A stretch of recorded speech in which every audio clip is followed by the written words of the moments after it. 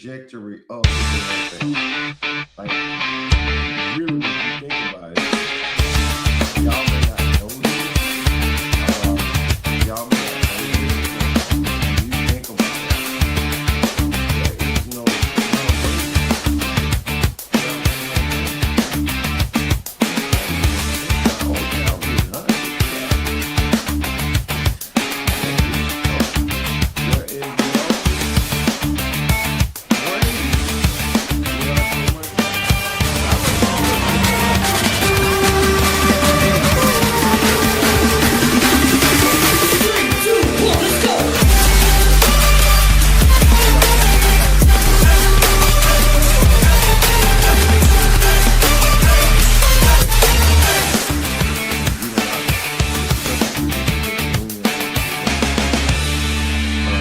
congratulations on that, brother.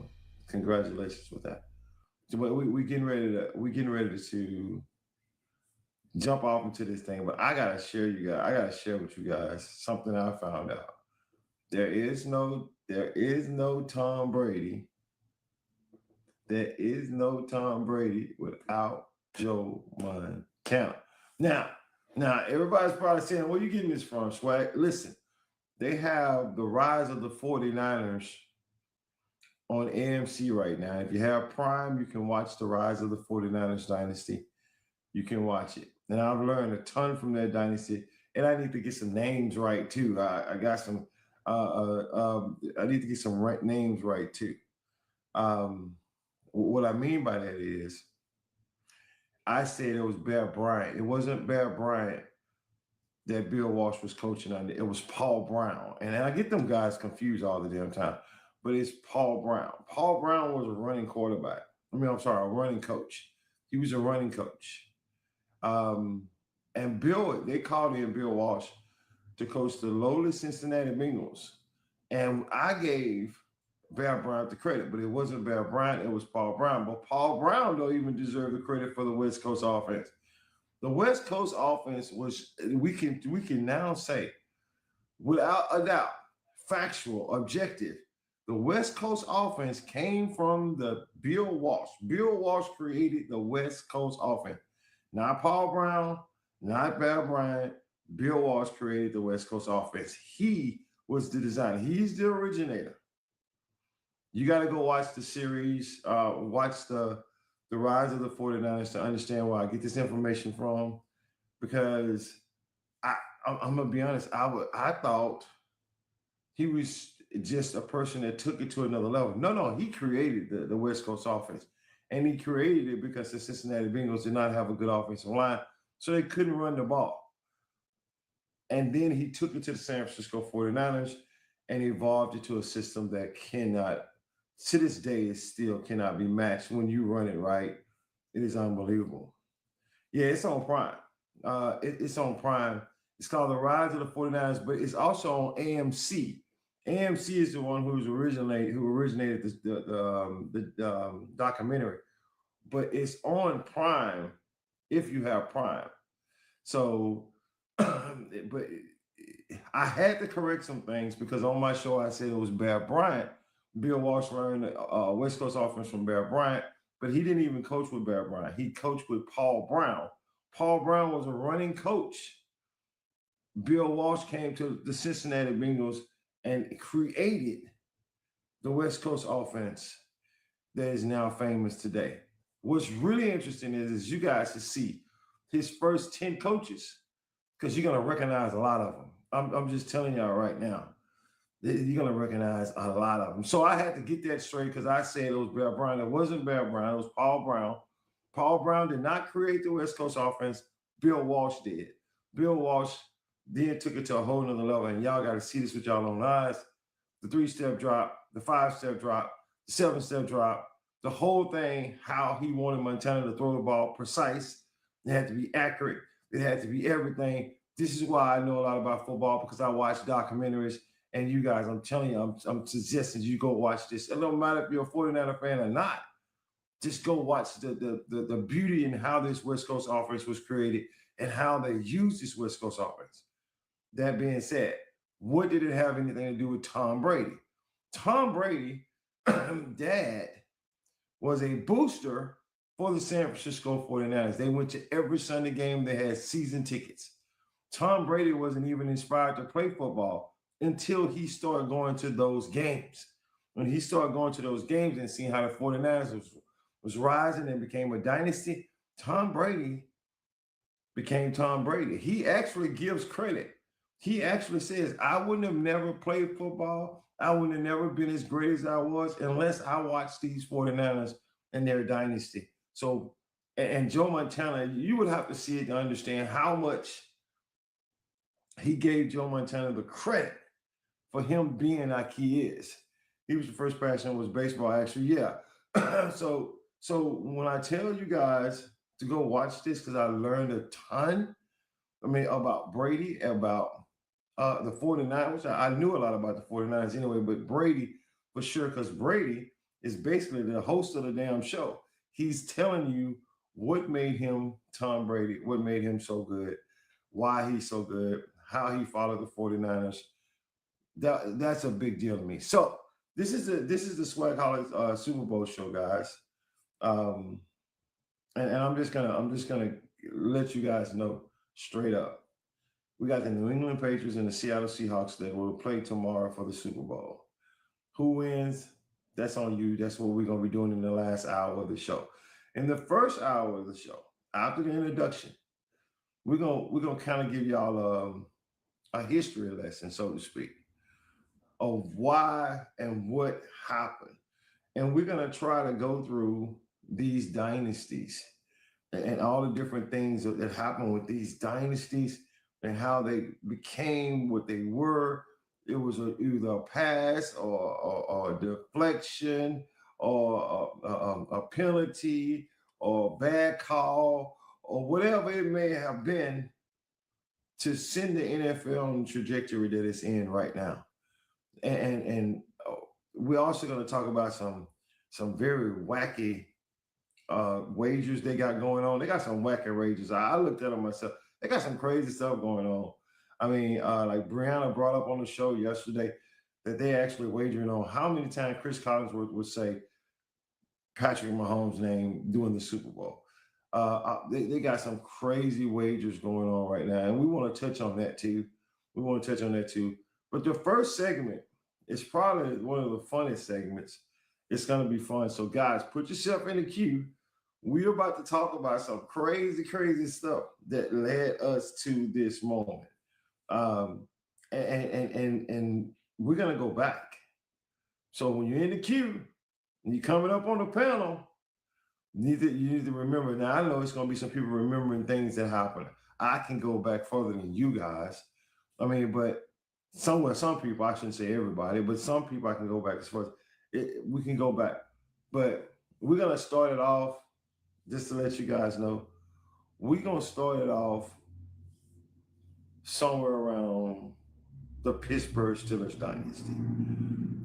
Because if you recall, the Pittsburgh Steelers dynasty was, besides the Green, okay, so you can't, I can say the Green Bay Packers dynasty was the first dynasty. But the truth of the matter is we can't really say that the Green Bay Packers was a dynasty in the NFL because the Green Bay Packers was a dominant team when it was the AFL and the NFL. So we can say, okay, they were a dynasty. We got the Ice Bowl. That changed everything for football. For the Green Bay Packers, anyway, we can say that. But the truth of the matter is, when we really start watching, when everybody started watching, those are Pittsburgh Steelers. That's what you knew. You knew the Pittsburgh Steelers was a dynasty. But how did they become a dynasty? And that's the question. That's the $1 million question. And I'm telling y'all, hey, Brianna, what's going on? I'm telling y'all going to enjoy this show. Because there's going to be some things in there that you know, and there's going to be some things that you may have not known. But you're going to enjoy this show. So let's get the queue up for those of y'all who want to run the queue. I got 76 people watching. Just to let y'all know who didn't see this, if you're not watching The Rise of the 49ers on AMC and Prime, you might want to do that, because if you watch that, you will find out that Bill Walsh is the creator the originator of the West Coast offense. Tom Brady got his start from watching the West Coast offense. You guys got to understand. This is the Swag Show, man. We're gonna talk about football, so I'm just letting you guys know. What up? What up? What up? Coach Coleman can't wait. Look, Coach Coleman can't wait to have this discussion. I can tell y'all right now.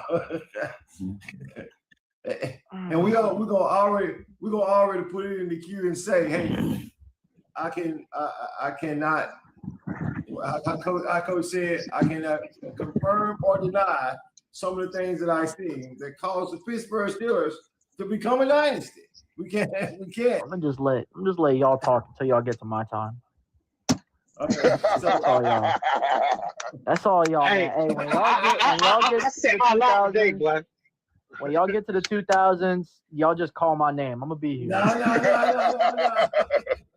No. So first of all, Coach Coleman, I know you've been a Pittsburgh Steelers fan for a very, very long time. 80 years. Absolutely. I mean, I'm gonna just go ahead and throw this out here. I don't know which Super Bowl it was. I think it was your first Super Bowl with the Immaculate Reception. Nah, well, the Immaculate Reception was our first playoff win.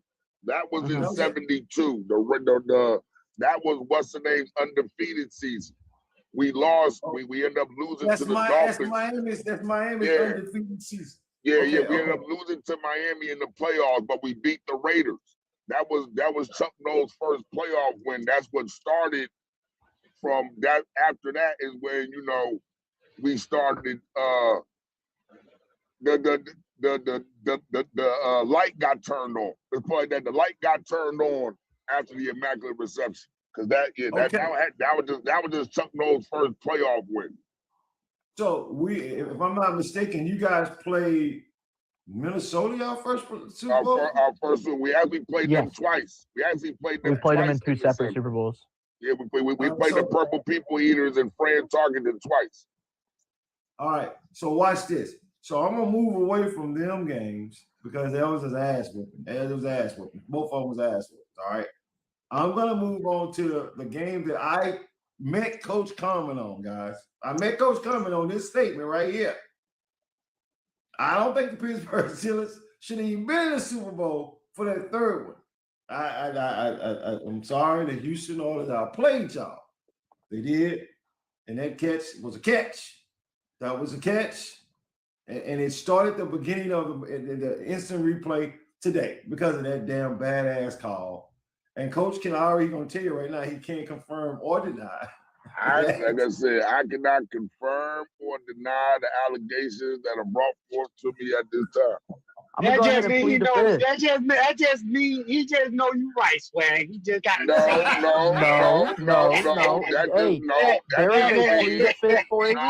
just means I can only go with the evidence that was presented, and the evidence was presented to me was the ref said. Hold on. The evidence said that the ref said it was incomplete. That's all I can say. Coach, what did Jared Goff say? What did they call it? Yeah, what the refs call it? What the ref call? I can't do that's nothing what I'm about gonna go with. I can only go with that. I can only go with what the referee called. Okay, at that time, okay, you gotta understand that was like the beginning ages of football, so there wasn't 150 camera views on the game at that time. All right, they had a bunch of old heads in the stands taking flag photography. They had no big eye in the sky. They had 60-pound cameras on tripods that you couldn't carry around. You had to get three people to carry one camera. Let me help you guys out. You guys have the opportunity to go to YouTube and see it for yourself, okay? His name was Mike Renfro. He's probably one of the most underrated receivers in the game. Dan Pastorini throws him a pass in the end zone. This would have changed the whole game, changed the whole momentum of that game. He catches the ball. Catches clearly with his hands. 1 foot in, drags the other one. And the referee said he's out. Commentators went crazy. What are you talking about? He's out. He drugged the foot. From that point on, the Houston Oilers could not recover from that. and Pittsburgh beat the hell out of them. I mean, so I'm going to say it like this here. This is my first. I'm giving y'all my first one. This would have changed the NFL forever. The Houston Oilers would have probably made it to the Super Bowl and won that year. After reviewing the evidence, I'm gonna plead the fifth. I'm gonna go with Coach on this one. Hey, listen, I'm gonna not confirm or deny the allegations that have been brought against my team. I'm going to simply go with the referee's call in this one, and I'm just going to say the referees made their final decision, and I'm going to back that 110%, and we won the Super Bowl. No, check this out. We can go a little further. We can go to the 79-80 Super Bowl when the AFC Championship with Dan Fouts, when Kellen Winslow was wide the fuck open by himself, jumping up and down doing jumping jacks, trying to get Dan Fouts' attention. Dan Fouts didn't see him, and he threw an interception to Jack Lambert. Yeah, which sealed the game. Which sealed the game. So that was another. I mean, listen. Let's just put it like this: when it came to the Steelers and the ball bouncing in their favor, the ball always bounced in our favor. We can't forget. Is this why we have such bad luck now? No, it must be. It must be because we can't. We can't forget Jimmy Smith. I'm gonna tell y'all. Oh, that's a bad one. I'm gonna tell y'all right now. Let me show y'all the chain reaction that this game caused. Did Jackie Smith drop? Yeah, Coach, that one's bad. Not the. I'm gonna get to that one. Not the Charger game. The game that changed everything for the Houston Oilers was because of that play. Sent a downward spiral. Houston ended up leaving and becoming who they became. They became the Tennessee Titans. Yeah, but that wasn't until years later. And then in one of their first years as the Titans, they end up going to the Super Bowl. It started. Oh with yeah, a downward spiral. I mean, and they ended up moving to Tennessee. So they ended up moving to Tennessee, and the reason that they stayed there is because within, I think, their first 5 years, McNair took them to a bowl. They were an inch short from winning a bowl against the greatest show on turf. And unfortunately, it's been nothing but kind of downhill since. Hold on. We can't forget the downward spiral. You cannot forget the 35-point comeback with Frank Reich in '92. Oh, yeah. Yeah, that's true. That's why I said 35. That was crazy, bro. It started the downward spiral. I didn't say it was the downward spiral. Yeah, nah, it started. Yes, it started an ongoing. Yeah, I think later on, I think in '81, I think Earl Campbell fumbled inside the red zone or going into the end zone. It was like what Ramondre Stevenson did against us. Goal line play, gets a good push as he's reaching, punched out. Yeah, got punched out and then got recovered. So yes, that catch ruled incomplete started what became. What the fuck with the oil? It became an actual. What happened to the Oilers? Yeah, like what happened to the Oilers? Now, let's move on. Let's move on because the Pittsburgh Steelers also can be held accountable for not letting the Dallas Cowboys become a dynasty. The Doomsday didn't get to become a dynasty because of one man. So Lynn Swan was falling on here. Well, we can talk about Lynn Swan. So why is this? We go Super Bowl 10. Super Bowl 10, Lynn Swan makes one of the best catches I've ever seen in my entire life. And we can't take that away from them. They beat Dallas fair and square. Matter of fact, I would go and say that the Dallas Cowboys were playing dirty in that game big time because Larry Cole literally put both of his fists in Bradshaw's face, and then some bitch still threw a touchdown. So we'll say that. But the Super Bowl 13, Jackie Smith, wide open. This is the game that would have made Dallas a dynasty. If they win this Super Bowl, the Dallas Cowboys are going to be a dynasty in the 70s.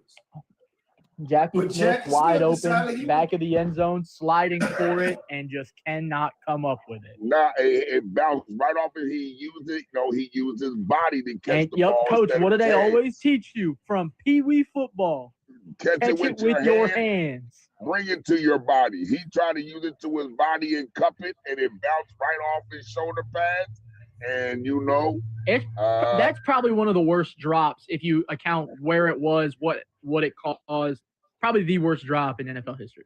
And then after that, you know what? You know what? I'm gonna say this, Coach. It wasn't the drop. The drop still made the score 21-17. That wasn't the key. It's what happened after the drop. After the drop, the first play from scrimmage, Bradshaw went deep to Starwood and bust their ass for a touchdown. And touchdown, but then Starbuck brought them back. They came back down and scored, kicked the onside kick that Rocky Blyer recovered and ended the game. I mean, so you guys got to understand these things that we're talking about here. Share this thing out because this is nothing they're gonna hear on TikTok. We're gonna take y'all down memory lane to the point where hey Swag, hold on, this is a real fun fact. Super Bowl 13. This is a real fun fact. Super Bowl 13. There are 25 Hall of Famers in that game. Yeah. 25 between the two teams. Between those two teams, 25 players are in the Hall of Fame. So after our dynasty is what, Dallas's? I can tell you another. I can tell you another fun fact that they probably don't know about this Super Bowl either. Did you guys know that Tony Dungy was in this Super Bowl as a Steeler? Yes, he was. Yes, he was. Tony Dungy was in the secondary for the Pittsburgh Shows. Yes, he was. So we trying to get everybody to understand it. What up, Swag? What up, panel? Go ahead, Rob. What's going on, Rob? What up, fellas? I mean, so I'm just trying to get y'all guys. We're going down memory lane. If you don't know about this era and you can't talk about it and you're on the panel, that's okay. You could just wait till we get to the era you can talk about. I mean, like and like I said, one more fun fact. I always like to bring up something that'll never be duplicated again because of the way the game is shaped now. Our first Super Bowl, the 74-75 Super Bowl. That entire 53-man roster, the entire roster, not one or two guys, the entire roster was drafted and built by Chuck Noll. The entire roster. All 53 men played for no other team but the Pittsburgh Steelers. He drafted each and every player on that team. Swag, you said, you want to talk about how these dynasties and these players change the game. Without Lynn Swann, you don't have the type of receivers you have today. That man was the first person to take ballet, grown man taking ballet to make himself more nimble to make those catches that he was able to make in the Super Bowl. Not just that, and that's a good point. That is a very good point because he did take ballet. Talk about. But also, wait a minute, and also, hold on, and also, let's also not forget, there's a dark side to that now. Let's also not forget, Lynn Swann and Terry Bradshaw actually got into a fist fight. Yeah. Actually got into a fist fight at halftime and during the Super Bowl. I forgot which one. They got into a fist fight because what we call hospital balls, what we call the hospital ball, Lynn Swann went in there and yoked Terry Bradshaw up and told him, stop throwing them up there like that just because I can go up there and get them. he said, stop trying to put me out there like that. He said, stop putting me out there like that. And they actually got into a fist fight in the locker room because Bradshaw kept throwing him hospital balls. Yeah. I mean, it's without some of the players on that team. Obviously, the Steel Curtain is the Steel Curtain. It's arguably one of the greatest defenses ever assembled. And well, I'm gonna put it to you like this: they had a 9-game span. Okay, the 78-79 Steelers had a 9-game span that I don't think will ever be duplicated again in NFL. In 9 games. Terry Bradshaw got hurt. Yep. Joe Gilliam came in. Joe Gilliam came in as quarterback. He was a black quarterback. He came in at quarterback, and he was doing well. But Mean Joe Green and Jack Lambert had a defensive meeting, players meeting, and they said, yo, Cherry's gone, Franco's limping. It's on us. It's on us to do this. It's on us to get us back. It's on us to get us back. And with those next 9 games, they had 5 shutouts, and in the other 4 games, they didn't allow more than 3 points. I think they had more points as a defense than teams collectively against them. That was the best defensive performance I've seen to this day in football. I've never seen that 9-game stretch. That 9-game stretch is arguably the best defensive 9-game stretch ever in football history. Now, let's get to the last game because this changed. This changed everything for the Pittsburgh Steelers. Because I want y'all to, and Coach know what I'm talking about, and Cody may know what I'm talking about too. The Rams went on a freaking run. The Rams went on one of the best freaking runs I ever seen in football. They shocked everybody. They went to Texas Stadium. They beat the damn Dallas Cowboys in the playoffs. They beat everybody. I mean, nobody expected the Rams to be there. And they played against the Pittsburgh Steelers in the Super Bowl. And I'm going to be honest with you. They was giving Pittsburgh all they can freaking handle. They actually, that is the game that the linebacker on the defensive end for the Rams was playing with a broken leg. He was playing with a broken leg. I forgot his Jack Youngblood. Yeah, the Youngblood. Jack Youngblood was playing with a broken leg in that game. They gave the Pittsburgh Steelers all they can handle, and it came down to one play. One play. Vince Ferragamo missed a wide open receiver down the field. And it was the last opportunity they had because they were in the game.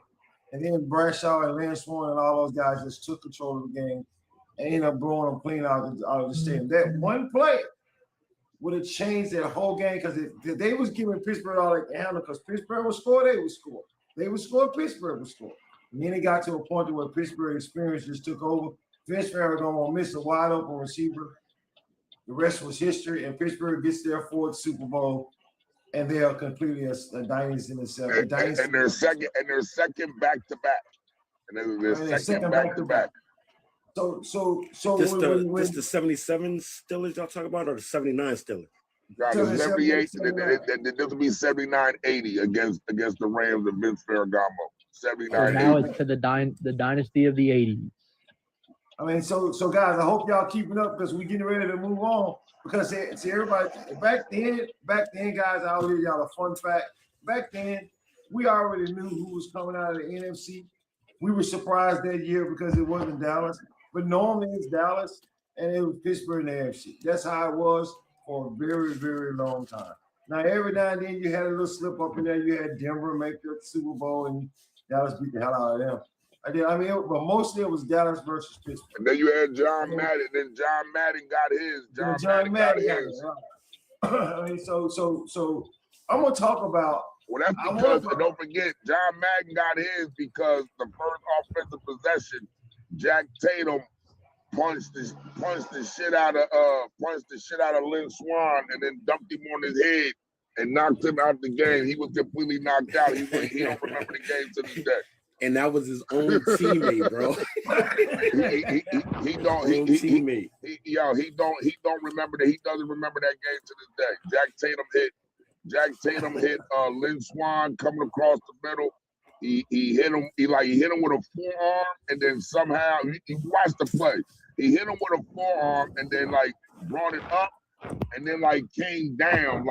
Lynn Swan was drunk. He had no idea where he was, who he was, what team he played for, what year it was, nothing. Lynn Swan probably said, I see 3 balls out there, and they had that Rocky moment. Just catch the ball in the middle. Yeah, Yeah, the 79 Steelers, that's still curtain defense. That shit is legendary, bro. Mean Joe Green and all them boys. See, and the thing about it is when you see teams today, and I'm Rob, I hear you. When you hear teams today, that's why I always say if you want to build a defense, it starts with the front four. It starts with the front. Because you can do whatever you want to do. You can try to block whoever you want to block. They're just gonna find one person that they can beat, and that's all they need to do. Hey, yo, and listen, Swag, it was crazy. And it was crazy, Swag. Because of that ideology, because of that ideology, and Chuck Noll lived by that ideology, building my line, building from the inside out.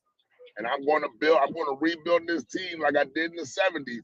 Because of that ideology, we did not draft Dan Marino. Because of that ideology, we did not draft Dan. Dan Marino had fell in '83. Dan Marino had fell because of some allegations in school. You know, some allegations of some booger sugar in school and getting in trouble and being a party guy. And he had dropped in the draft. He was available for us. Art Rooney wanted to get him. Art Rooney Sr. wanted to get him. Chuck Noll said, "Nah, Art, we're going to rebuild this thing like we did before. I'm going to get this D tackle." His last name was Rivera. I can't remember his first name, but he wasn't that good. He stayed in the league for like 2-3 years. He was never know me. And Dan Marino went on to be.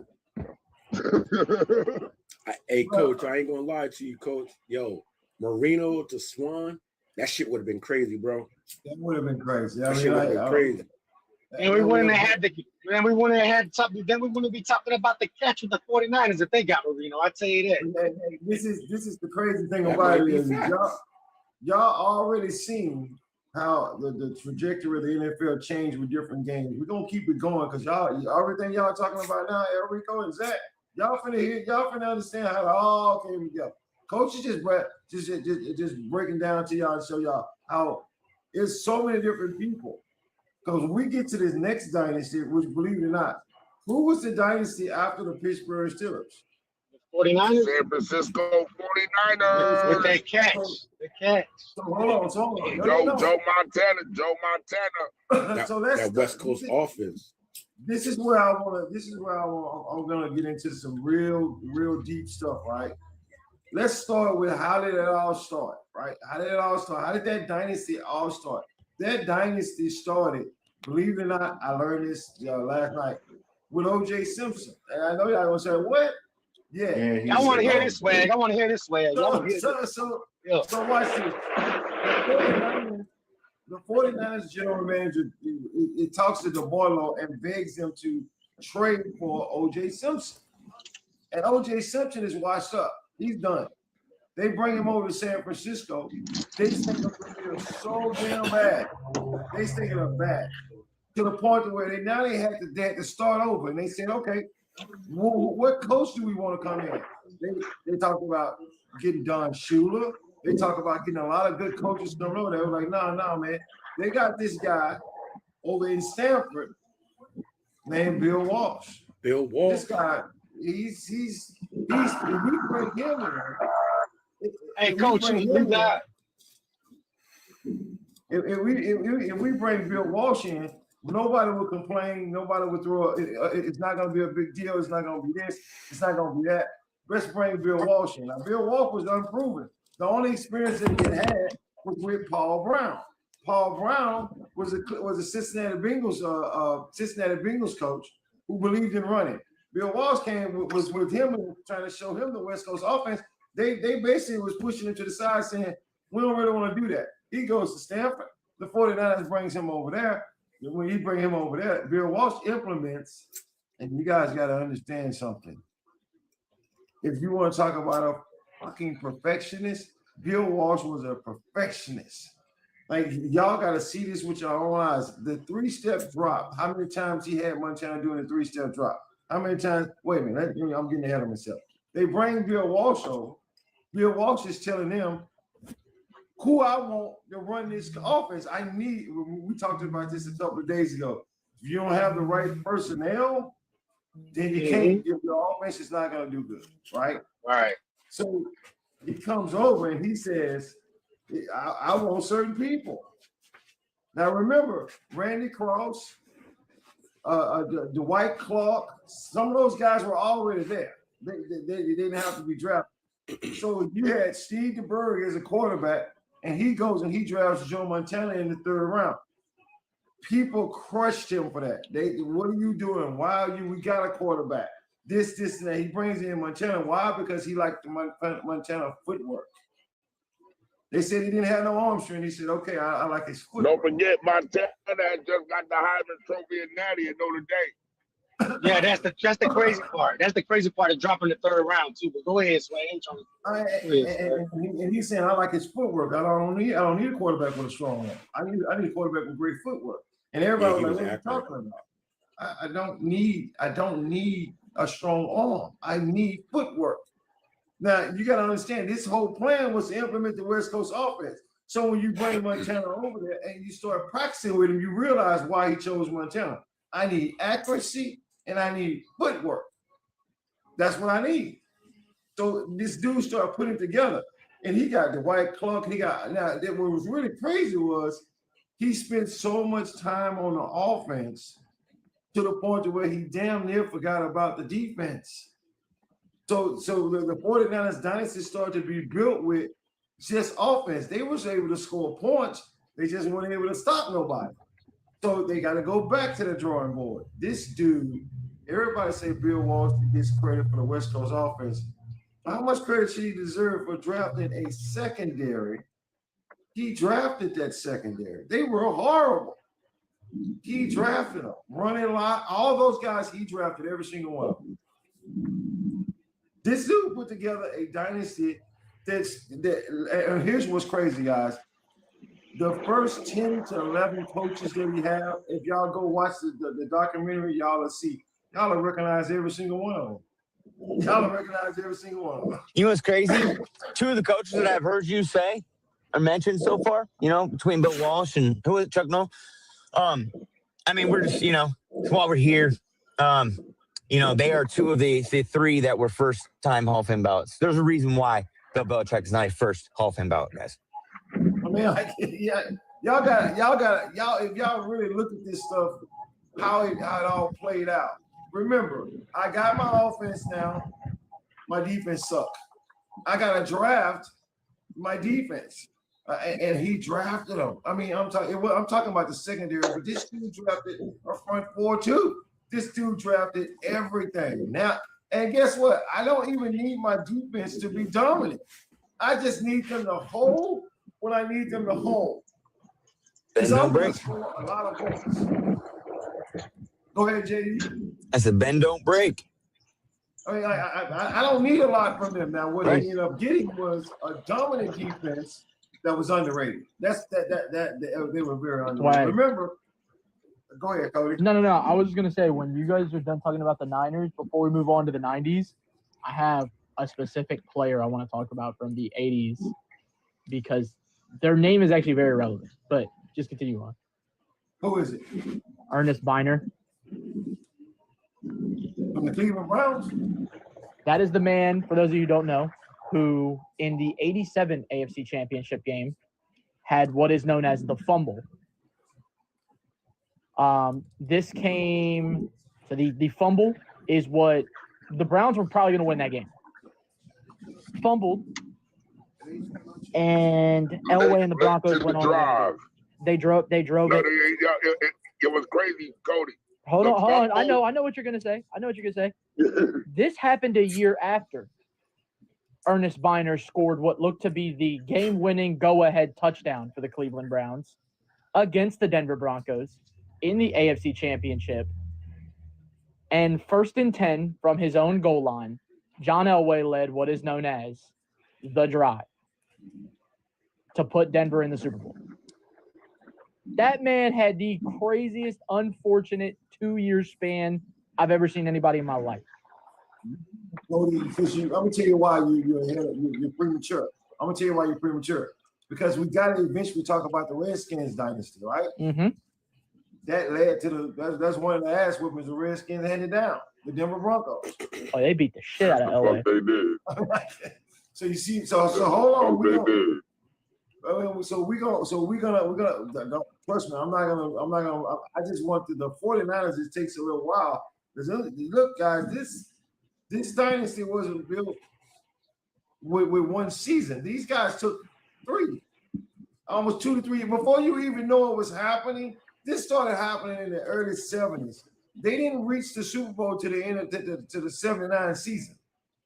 Like the dynasty started long before that. I mean, so you guys gotta understand, to watch them build that was just incredible. And remember now, everybody's gonna say, well, what if Jerry Rice? The 49ers had already won 2 Super Bowls before Jerry Rice even got there. I mean, so when they brought in him, that was just adding fuel to the fire. John Taylor and Jerry Rice and all that, they came after the Dwight Clarks and Freddie Solomons. So all of this Bill Walsh kept this thing going for a decade. 5 chips. So 5 chips they put up. Yeah, right. So hold on. It took them damn near a decade to build, and then they kept it going for a whole decade.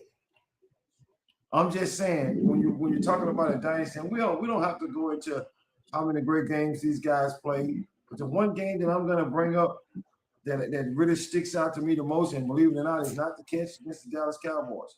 The game that sticks out to me the most is the game that they had to go to Chicago and beat Chicago when they had the Bears and the 46 defense and had all that talking. The 49ers can't win in the cold. The 49ers can't do this. They're a finesse team. They're this, and they went up to Chicago and beat the living snot out of them. I mean, and from that point on, we had no other choice but to call them a dynasty. Period. I mean, like it is what it is. No. So to go back, because the 49ers played Denver in the Super Bowl too. But before I get to that Super Bowl, let's go back to what Cody was talking about. The Washington Redskins, why am I bringing them up? Because they beat the 49ers. They kept the 49ers from getting another Super Bowl appearance. The 49ers played in the NFC Championship against the Washington Redskins. I mean, so if you go back, Washington plays against Denver in the Super Bowl the first time. I think they played them twice, right? Well, I know they played Elway once. Washington played Doug. Wait a minute. I think they played them. Doug Williams. Doug Williams. No, Doug Williams beat them, and Joe Montana beat the brakes off of him, and Lawrence Taylor and Bill Parcells got his first together.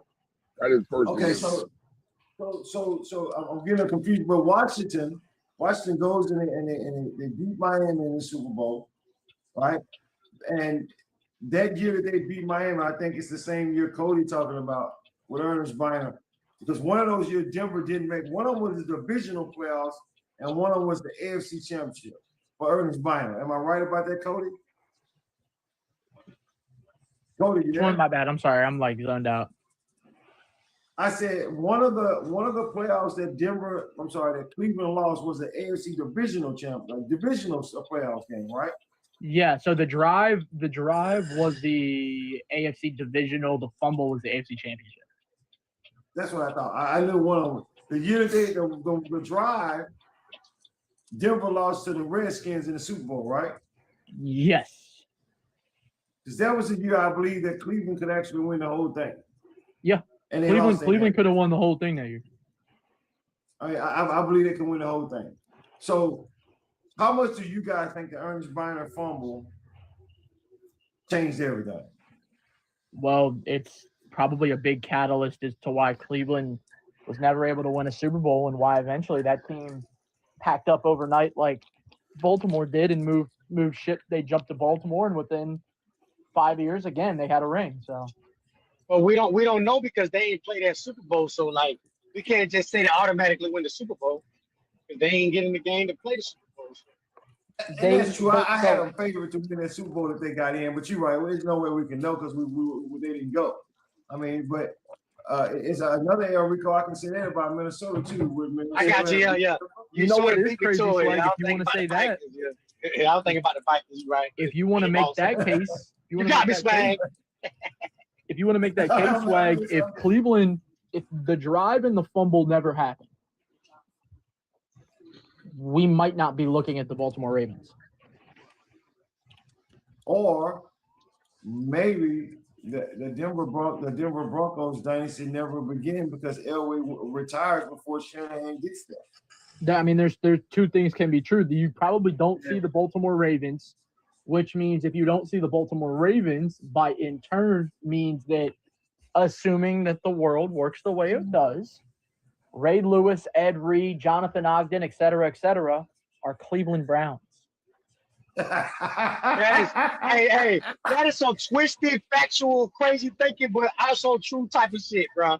Hey, and Swag, you got me, bro, because you brought out that Randy Moss and Viking shit. Hey, yo, but before listen, I hey, even hold on, thought. no. But not necessarily, no, Cody. Not necessarily, because you got to remember, Baltimore got that pick to get Ray Lewis. Baltimore got that pick because they were, quote, unquote, an expansion team, a new team. That is so they true. might not get he was that an pick expansion. as a So Cleveland then Brown.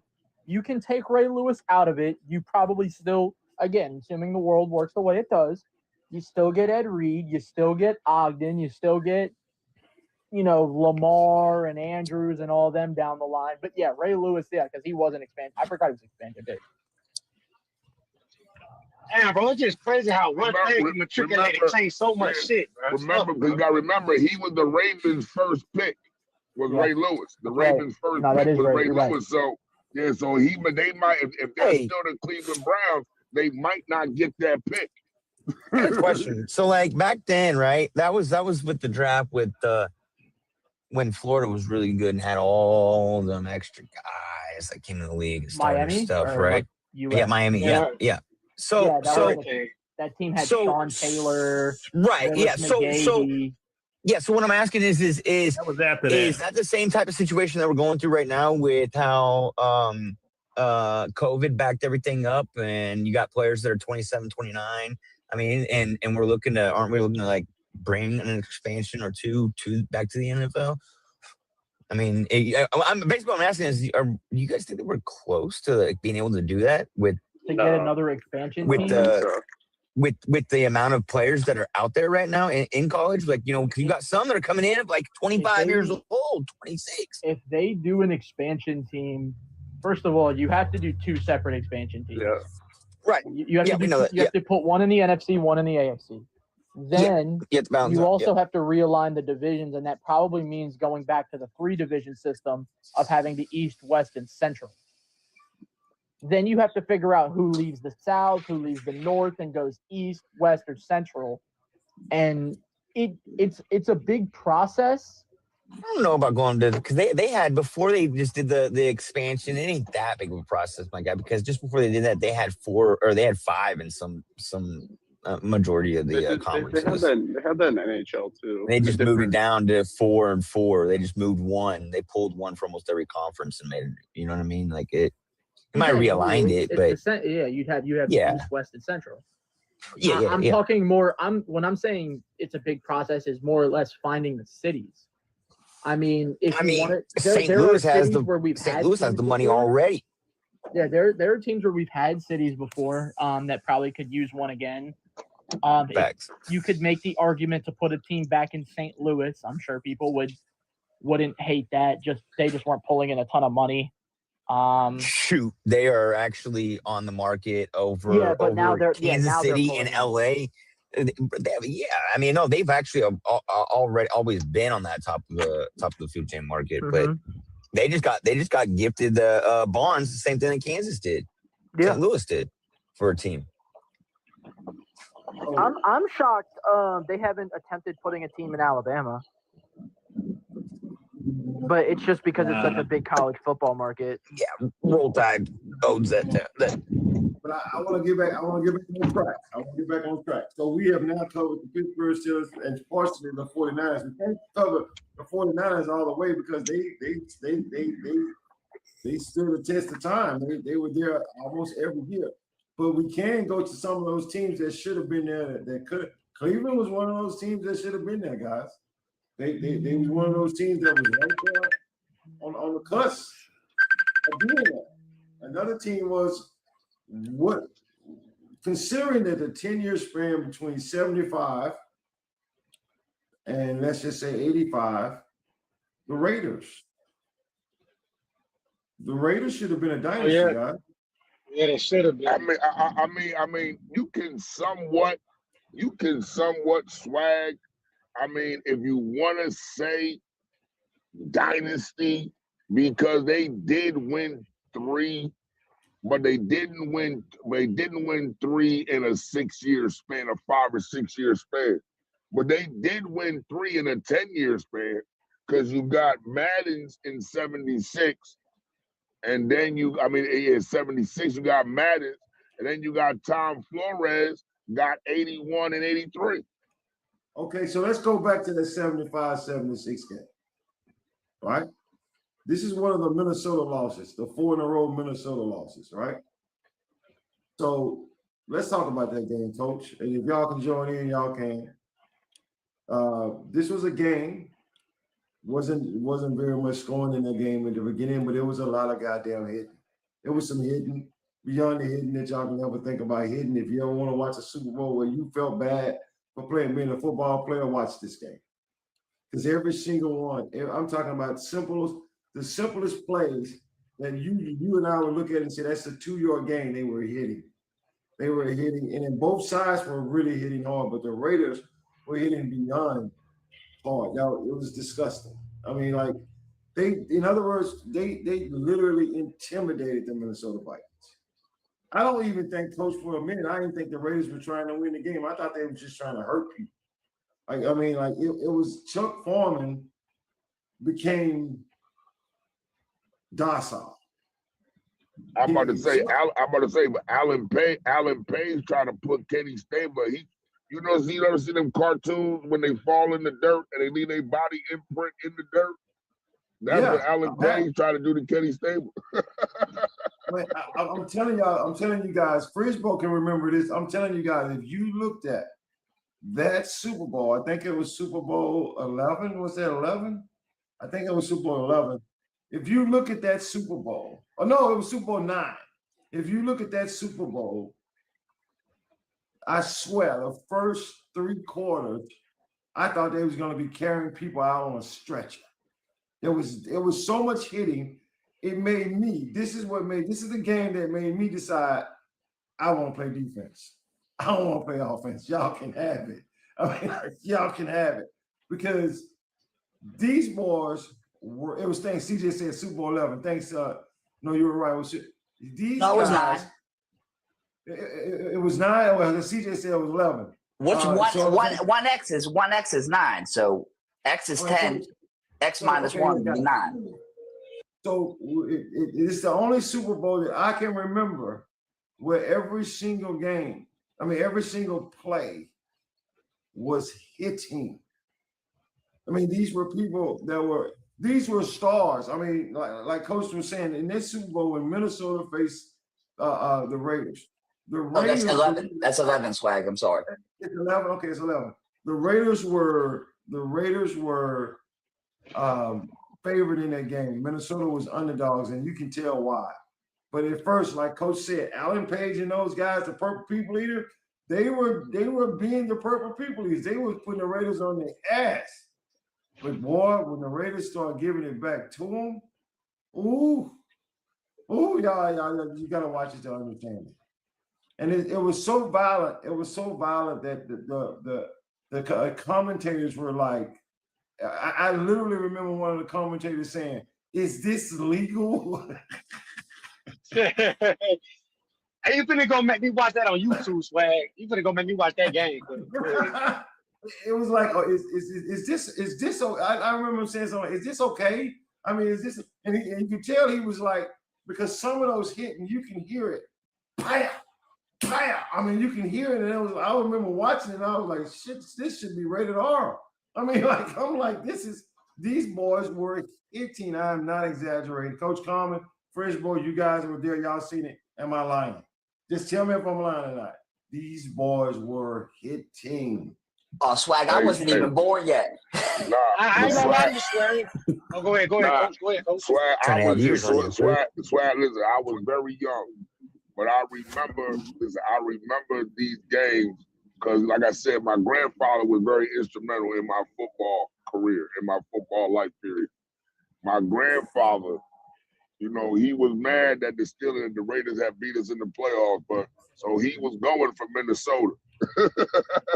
He was going for Minnesota because he didn't want the Raiders to win. And Swag, I remember my grandfather was like, Put him in the morgue. That's right. Carry him off. Get him out of here.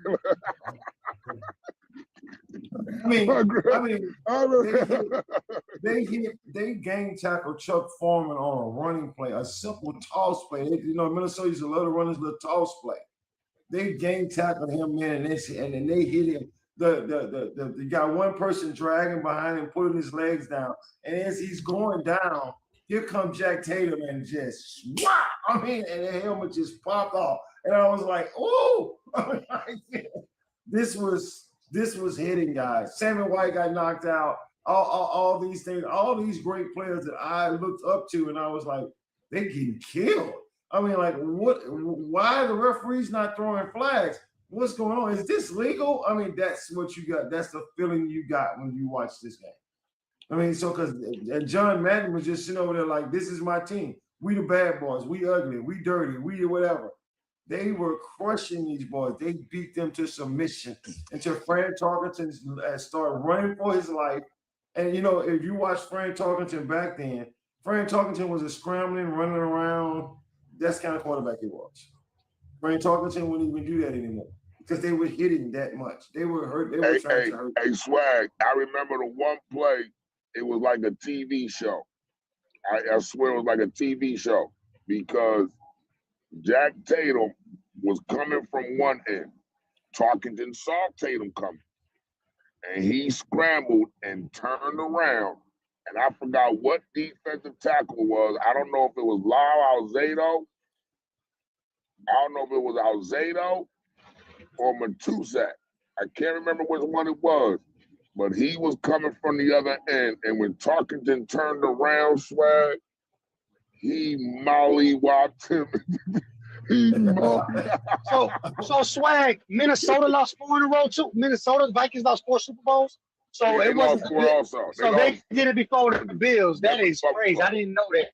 Yeah, that's crazy. I didn't know that, bro. So that is why Fran Tarkenton is the same as Fran Tarkenton. Because the guy was really good. That's why Fran Tarkenton and Jim Kelly are two of the few quarterbacks that are in the Hall of Fame without rings that do not have championships. It's Tarkenton, Fouts, Marino, and Kelly. Tarkenton, Fouts, Marino, Kelly, and I think there might be one more that don't have a ring or something Warren like Moon that. Is Warren Moon in the Hall of Fame? Warren Moon. Those are a couple, because there's only a couple of quarterbacks in the Hall of Fame that do not have rings. But one of the reasons Fran Tarkenton is because Fran Tarkenton, like they called Roger Staubach Roger the Dodger, but scrambling, Fran Tarkenton was a scrambling motherfucker, dog. He could scramble his ass off and extend the play.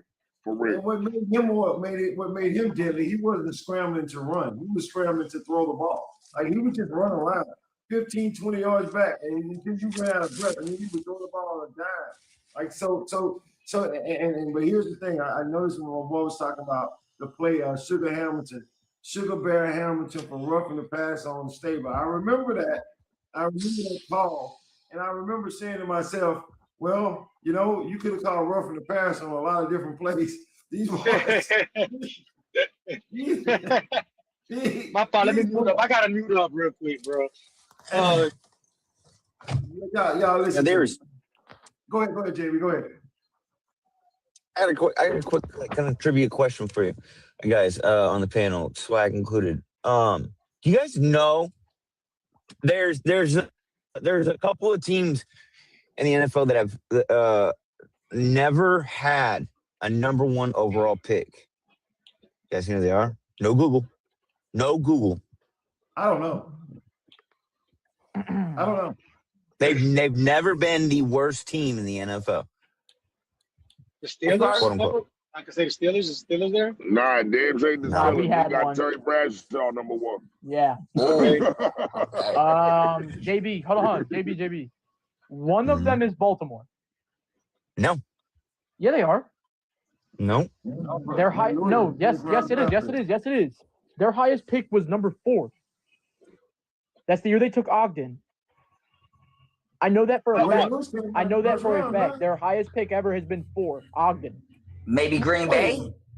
No, I think. Hold on. Oh. Ray Lewis wasn't the first round draft pick? He wasn't the number 1 overall pick. Oh, okay. I know Ray Lewis was the first round. Do y'all okay. count teams? Do y'all count teams that moved? Like a team that moved? See, to I think name a different team. Oh, Denver's won. Denver's won. Denver's only ever Are we picked talking 2. about like first overall pick or just the first round? First overall pick. Good question. First overall pick. Denver's won. The highest they've ever picked is 2. Von Miller was 2. Oh yeah, Cody's right. Cody's right. Keep going. Yep. And then there's one you're more, right. You got 2 right. I'm missing one, right? Yep. You got 2. You got 2 for 3. He's killing it. Not Arizona. Cody showed that knowledge. Hold on. 2 for 3. Let me cook. See, I should have known that there was I have the diagram. I just didn't see it when I looked at it. When you said it, I was like, I'll go back and look. Have they ever had one? Yeah, 2 Yo, for 3. what's the word? It's not Atlanta. What's the word? Oh, it's What's up, Seattle. Seattle's never picked number 1. 3 for 3. Seattle's never picked number 1. Yes, Yo, 2 out of 3 I'm of good the with that. teams that I'm are good with in that. the Super Bowl right now have never had a first round draft pick and have never, quote unquote, been. Yeah, they've never been the number 1 overall selection. Because what's the question? It was who's never picked number 1 overall. It's 3 teams. It's Baltimore, Seattle, and Denver. Yeah. Because Baltimore's only ever picked 4. That was when they picked Ogden. Denver's only ever picked 2 when they took Von Miller. And I don't know what Seattle. I'm gonna guess it's 2, right? 2 is their highest draft pick. Yeah, I don't know who they took because Sean Alexander wasn't a second. Russ was late in the first. Russ actually second. Oh, Russ was second. Russ was in the third. Second round. Okay. High draft picks for them. I got a question for you. Like 11. Russell Wilson was second in 2013 and 14. Yeah, he was a second round pick. I'm trying to think. Yeah, I don't know who Seattle's. I'm gonna guess it's number 2. Yeah. Seattle is number 2. You. Steve Nige or some. Yeah, some don't ask me who that is. Sound like a lineman. Hey, Swag. Bobby Wagner was a late pick. Like what you think about the Kevin Stefanski hire at the Falcons? That's crazy. What'd you say? He'll fit the Falcons very well. You think they got a bright future? Yeah, you already got Bijan. Bijan is a beast. Oh yeah. Kevin Stefanski loves to run the ball, and I got a question with you, Swag, off of that. How do you think the city of Atlanta's going to take Stefanski if he don't win right away? Due to the whole media crap they did with the Browns, you know. Considering Atlanta's a very predominant BLK city, you know. It's a microwave league anyway. If you don't do well wherever you go, they want you gone. But Atlanta Atlanta gonna have to eventually say, I'm gonna stick with somebody. I mean, like it's at some point you gotta. I don't know if Penix is the long-term answer. Personally. I was about to ask, what do y'all think about Penix in long term? I'm not I was never a fan of Penix out of college. The dude couldn't stay healthy at Washington. The dude couldn't stay healthy no matter where he went in college. The dude obviously can't stay healthy in the NFL. In my opinion, and it's no offense to left-handed quarterbacks. Left-handed quarterbacks are being phased out of the game kind of for a reason. Most teams, doesn't matter where you are running a system that benefits a right-handed quarterback than a left. I do think as well Penix has wonky mechanics and his pocket presence is terrible. So what's up, Tim? I don't know. So y'all check this out. I'm not a fan of Penix. So to get the Atlanta is gonna we can if y'all want me to, I'll cover Atlanta. Ethan, just hit me up. I'll cover Atlanta for you. Yeah, we can talk about Atlanta all day. This is the show we talking about what changed the NFL, how things changed. Because let me explain to y'all that radio Super Bowl I was telling y'all about, it changed the NFL. I was trying to get to that point. Coach Tom will tell you it changed the NFL. Then the NFL was getting to the point where they were saying, this is too brutal. It's too brutal.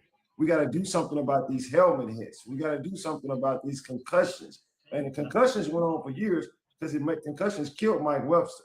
Just killed him. I mean, who would have thought that a center would take that much beating? Y'all see that the center position now has changed. you don't see very many people lining up above, right over the center.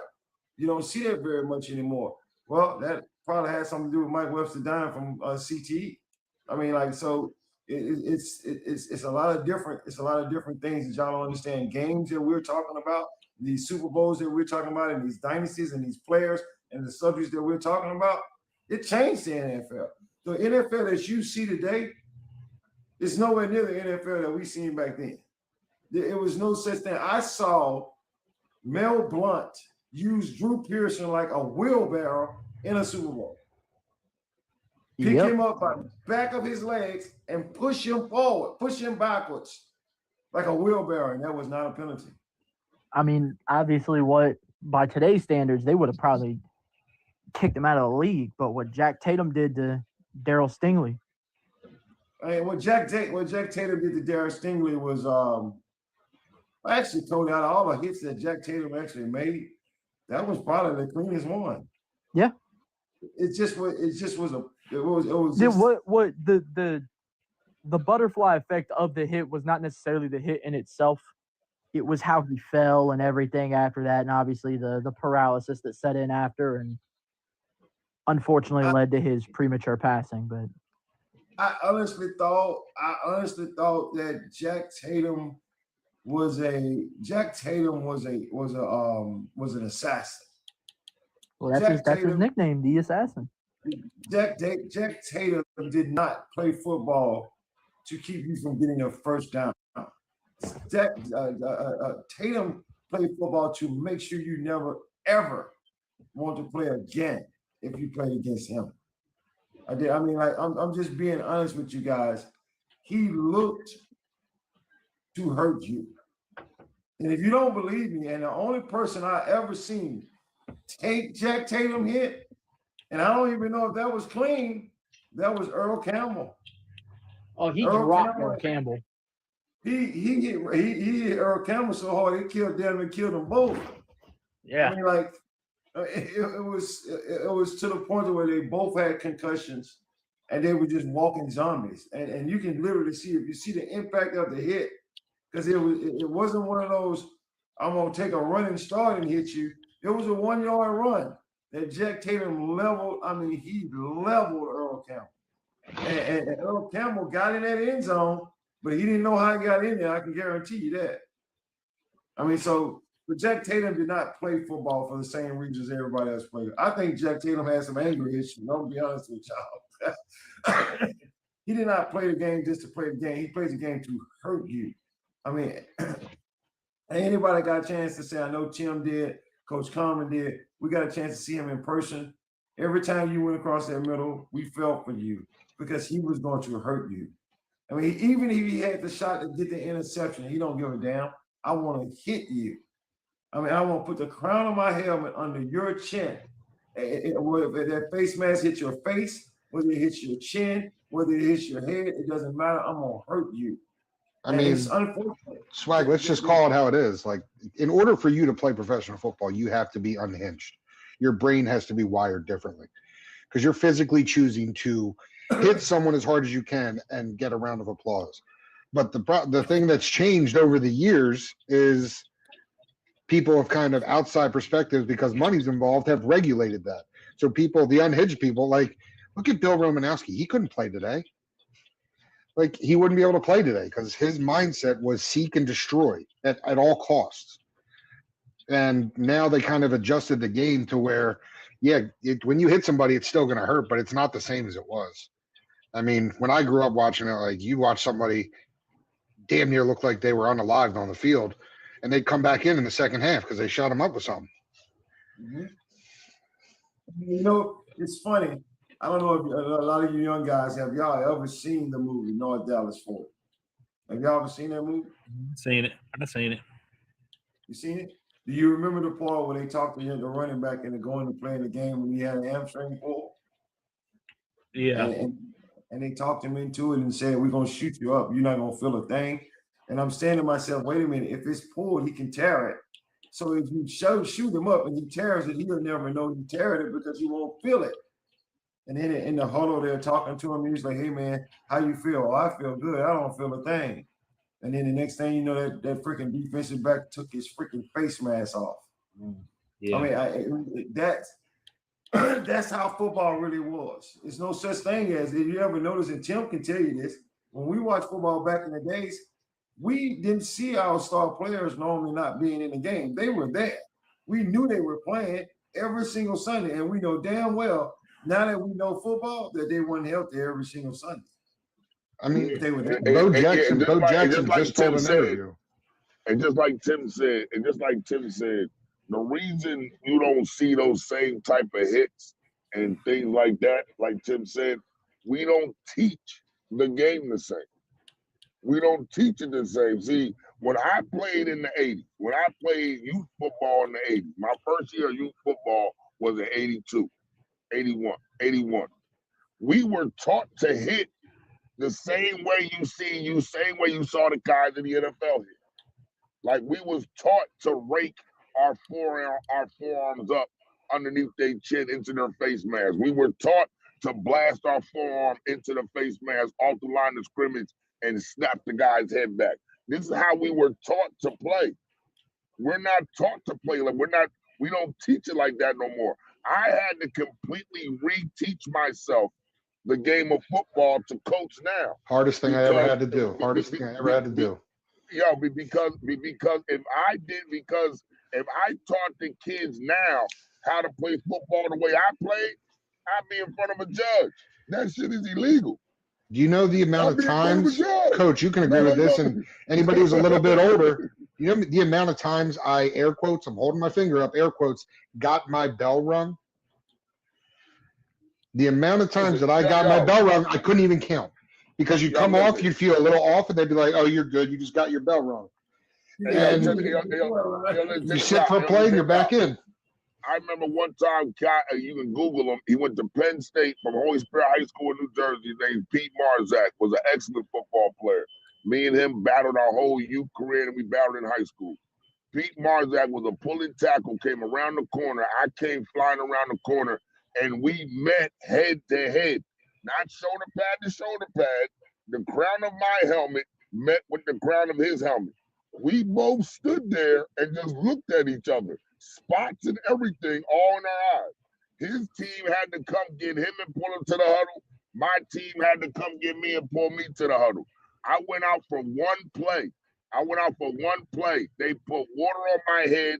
They said, Pratt, where are you? I said, I'm at the football game. He's good. That was it. He's good.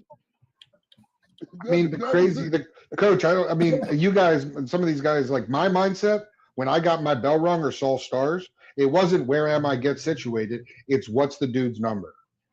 I need to get my eyes right to find his number because I'm not coming out of this game. I need to figure out how to have my get back. That's it. Clean, not dirty. But it wasn't like today kids lay down. And it's a good thing. I'm not saying it's a bad thing. It's a good thing. But kids will be like, Coach, I saw stars or it got a little light or whatever. And you get them straight. But when I was taught, get his number. If he lit you up and you got your bell rung, you better get your get back. You know what's funny? I think about something we hadn't brought up on this show yet. When y'all talking about this, I think about how football was then to now.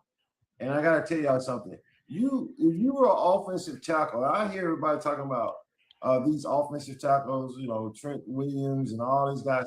Let me explain something to you. Back then, you use an offensive tackle or offensive lineman, the first thing that you're going to experience is that defensive man slapping the shit out your helmet. It's called a head slap. That's the first thing you was going to experience. As soon as you engage, Deacon Jones. Slap your helmet. I mean, like just slap you as hard as they possibly can across the helmet while you still. Hey, we still on black and white times or what? No. But swag. When I played, the only reason I was good at offensive tackle is because I had quick hands. I was a boxer. I boxed all through my youth. So what was the first thing I did? I didn't let them slap me. Where did my hand go? Right to their neck or throat. Boom. Stand them up.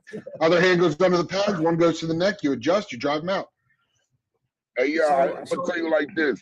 My coach, Coach Ray, he used to play for the Buffalo Bills. He was a linebacker. He had like a short stint. But he told us, when you come off the line of scrimmage, his rule was the man in front of you better not be able to drink water by halftime. He better not be able to swallow.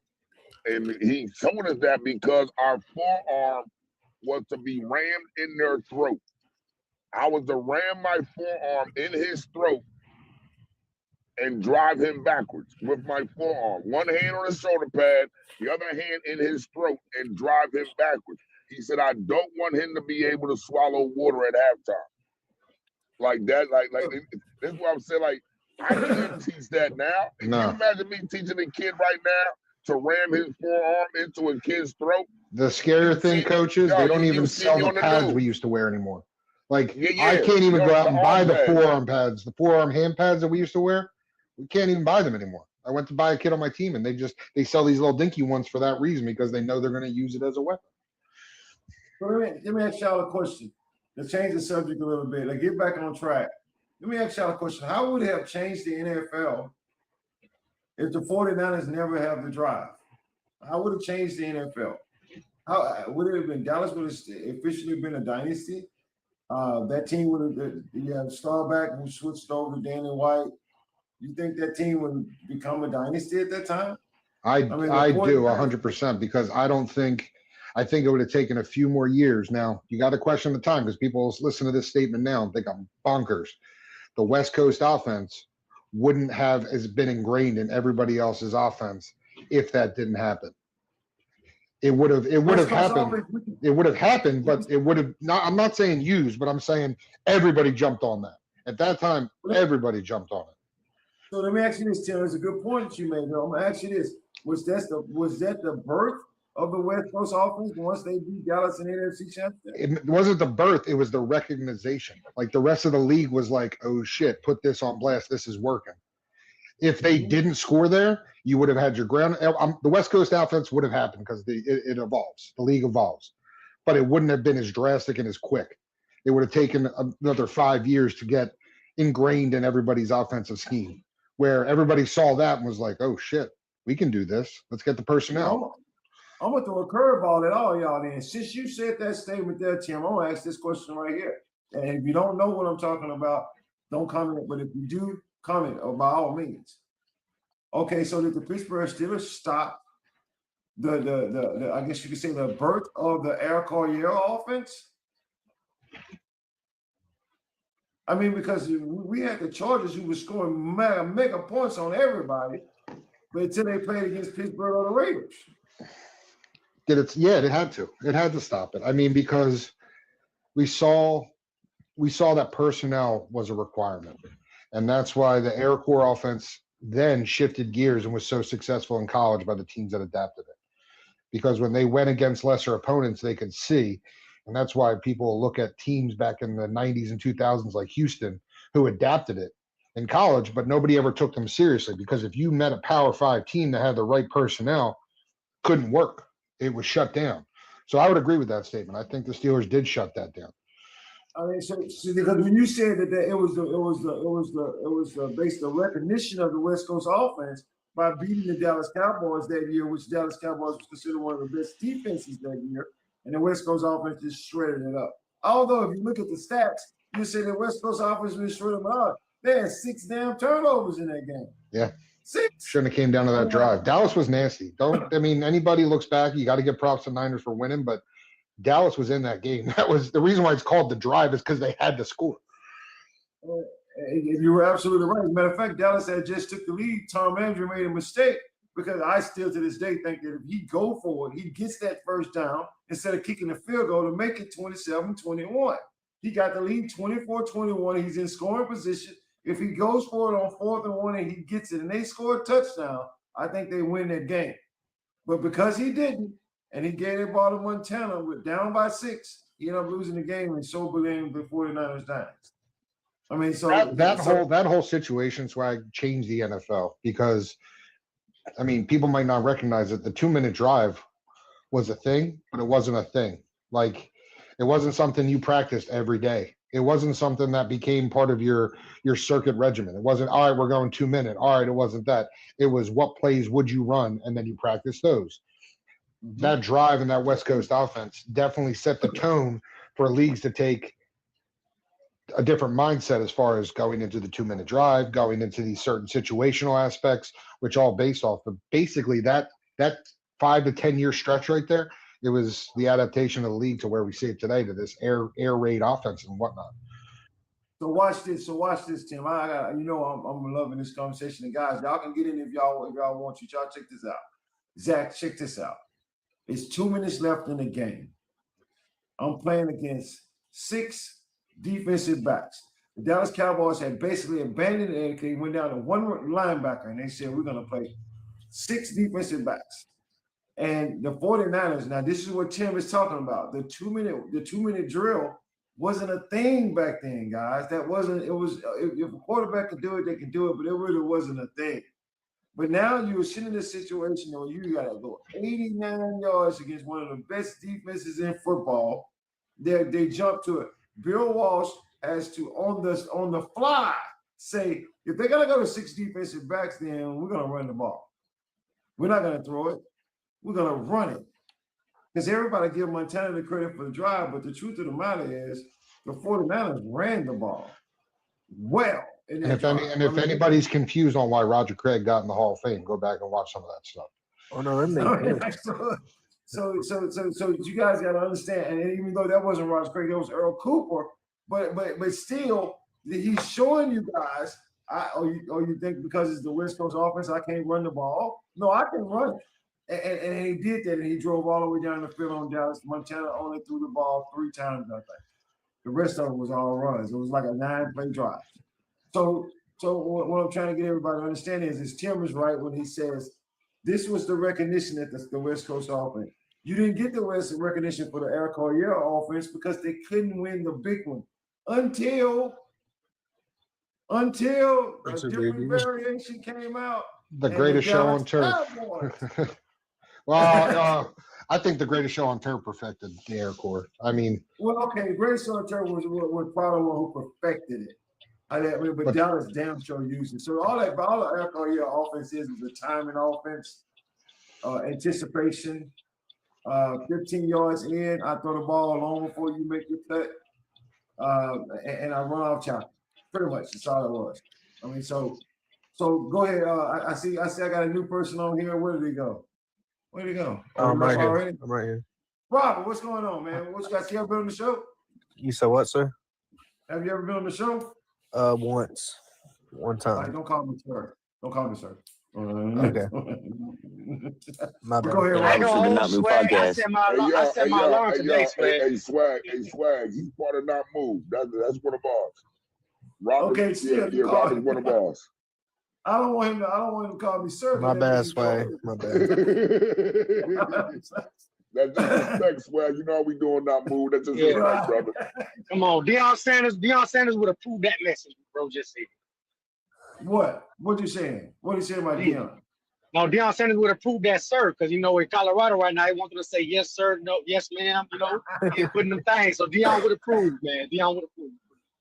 I like Deion. I'm glad he's doing that with them 18-year-old, 19-year-old. But Robert is a little bit older than that, I'm sure. So, but Robert, what you got to add to this? I mean, I just got here. What game are we talking about? We're talking about the history of the NFL right now. The history? Yeah, we're talking about what changed things. So in other words, there's a lot of games that change games that we're moving up toward this Super Bowl right now. Because believe me, if you think about it, Bledsoe being hurt created the opening for Tom Brady. Already. That's a game-changing event. That's something that happened that nobody's seen coming. You got Bledsoe being hurt. Tom Brady takes over. However, we forget about this part. The New England Patriots had one of the best defenses in football now. They did. And they played like that. If it went for that tuck rule, they might not be there. Oh, now you're talking. Tell me about the tuck rule. Did that actually happen? Did he really fumble or what? In my opinion, I think it was a fumble. But according go ahead, my phone. I'm gonna let it talk. My phone, G. Go ahead, my phone. According to the NFL, it's the tuck rule. But what I find crazy is they took that rule out like a year before. Was it a year before Tom Brady retired?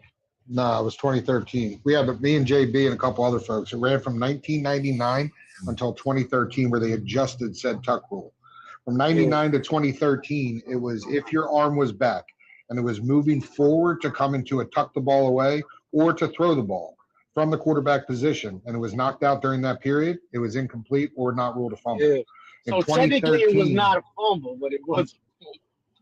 So by the rule, if he was bringing his arm to his chest in the transition from pass position to tucking the ball, it was by the letter of the law. It was not a fumble. Yeah, well, I don't give a damn what they said. That was a fumble.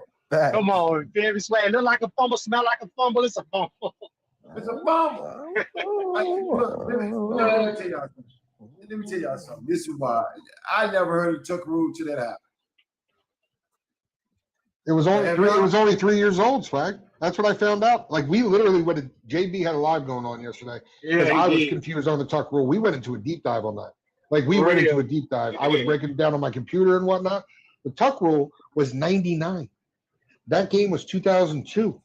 That was not a long-term thing.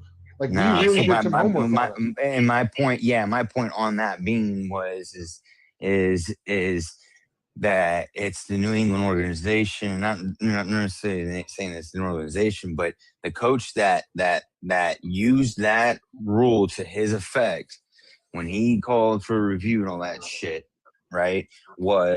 His pupil is the coach now. So don't think that this guy isn't going in there and studying that book, because that's one thing that Bill Belichick was really good at is he had his players play, he put them in position, and he studied the rule book. So he knew all ins and outs of the game. He was a student of the game. So when it came down to it, that's where Bill Belichick beat you, was he did his homework.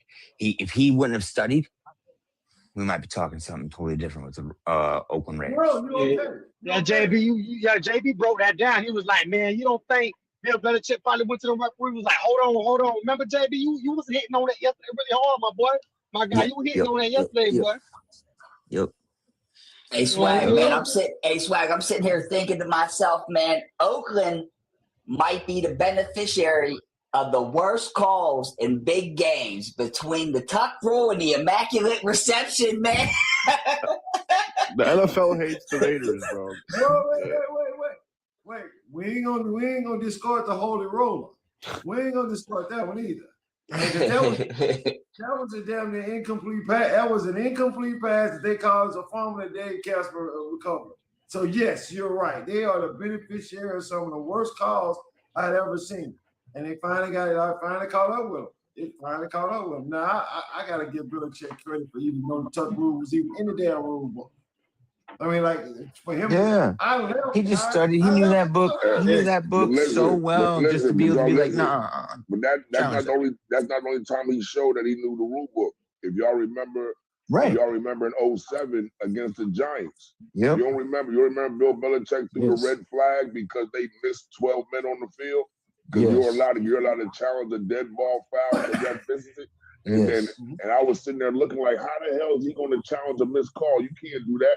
And but lo and behold, in the rule book, if it's an unalive ball and the ref misses the 12 men on the field and the ball is not, and it hasn't been, and the ball is not in play yet, you can challenge it.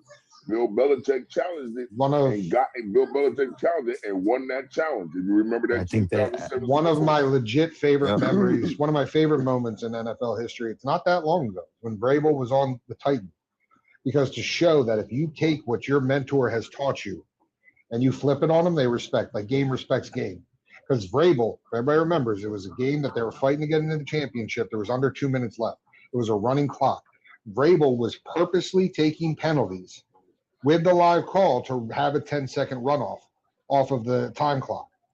And Bill Belichick knew the rule, was pissed, looked at Vrabel across the field and smiled at him because he knew he had taught his player to read the rules and follow that shit to the T.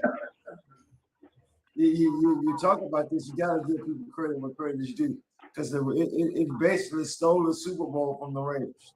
Well, I ain't going to say it stole the Super Bowl because they didn't have to play Pittsburgh, but it definitely got them in one step further and the New England Patriots dynasty, because that was the beginning. If I'm not mistaken, that's the beginning of their dynasty, right? Yeah. Yeah. That's the first Super Bowl. Like, That call right there, the brains of him, that that's what it was. It's that right there. If he wasn't wise enough and knowing what was in that rule book, you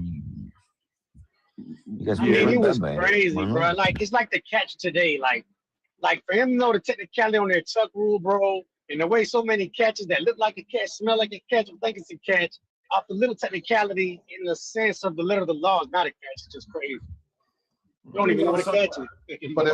But in the same sense, it's like the same way coaches brought up teaching the players at a young age how to do something properly. So then we see the transition as they get older to take effect in the league, because there's years where they instill a new rule where you see players 4 years later do it perfectly. You're like, how the hell did they do that? Well, they started that when that kid was in 8th grade. The guys in the NFL struggled to make that change. And it's the same thing with the rules for the coaches. The coaches all saw what Belichick did when they were either playing football or youth. So you look at the McDonald's, you look at the McVays, you look at these guys that are in high level positions, understanding the rules and making these calls. Like when on that 2-point conversion, they went to challenge if it was an incomplete pass. I forget which game it was. I believe it was against Seattle, or the Rams or Seattle. And Charbonnet, it was Seattle. Charbonnet picked it up in the end zone. He didn't challenge that. He challenged an incomplete pass because they had to review the play. After reviewing the play, it was a backward pass touched by the defense. It's clearly a live ball. He picked it up, clear possession in the end zone, 2-point. It counted, and that's because he challenged the rule. I'm glad you guys are bringing this up, because things like this change the game, change the destinies, and change the NFL. Like let's be real. We don't get the horse collar unless T.O. doesn't break his leg. Yeah, I mean, that's how we got the horse collar. I mean, because the horse collar broke his leg. I mean, so all these things, these little small things that we're talking about, it changes games. They talking about perfecting situational football. Now, Bill Belichick was one of the best at it. I'm gonna catch you slipping, because I left during the tuck rule. I thought it was over, and the Raiders was getting ready to play Pittsburgh in the NFC Championship. I didn't even see the end of it until I came back on replay, and I was like, I don't know how they won the game, but I need to see this, and I found out about the tuck rule.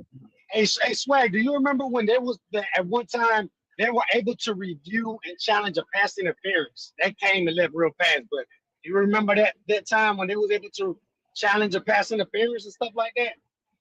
I can remember something like that, but you They tried it. They tried it in the preseason. So Yeah, they attempted it. They tried it in the preseason to see if it would adapt, and they found that it would take too much time and it was too tic-tac. And not to mention, you really will be taken away from the game. Let me tell you something that takes away from the game. I know in this other league, they're able to challenge a play based off of something they seen. Like, anyway, you call a long touchdown, they can come back and challenge that you were holding on the play. I don't like that rule at all. And the reason why is because, especially in big games, so Seattle, New England, y'all just know when y'all come on this show Monday morning, I don't want to shit about the referees, because it's going to be some bad calls. I'm just telling you right now. It was a forward pass. It was a forward pass. Can't say what's going on. It's going to be some bad calls, guys. I'm just telling y'all right now, man. When you talk about bad calls, how much did the Saints get screwed with the no call? And how would that have changed? How would that have changed everything? Because the Saints would have ended up playing New England that year in the Super Bowl. Yeah, we got robbed out of Drew Brees and Brady one last time. I think the Saints would have won that, honestly. I mean, I'm gonna be honest with you. That's one New England Super Bowl that nobody watched, but New England fans. I didn't watch that shit. I mean, it was with 9-0. Was that one of the lowest scoring Super Bowls or something? Yeah, 13-3. It was crazy, but why? Because we probably can say that the right team wasn't there. Because if New Orleans would have been there, I think it would have been a much better Super Bowl. We actually can say that in the Denver-Atlanta Super Bowl. Did we really want to see Denver in Atlanta, or we want to see Denver in Minnesota? Denver and Minnesota. already. Hey, yo, but listen, Swag. After while everybody was watching that Super Bowl, everybody was thinking and saying the same shit. See, the football don't lie. Rams ain't even supposed to be there. That's all we kept saying. Football don't lie. That's why ain't shit working for them. Rams ain't supposed to be there. They ain't supposed to be there. That's all we kept. Yo, everybody I talked to during that Super Bowl after it, well, they weren't even supposed to be there. They shouldn't even have been there. They weren't supposed to be there. Like that's all everybody kept saying. So Swag, do you think they missed field goal by the Bills' first Super Bowl completely changed them for possibly being a dynasty? Or wow. Enrico, you're 100% right. Do I believe it made them a dynasty? All or possibly had to do was win 2 of the 4 times they win, and they're a dynasty.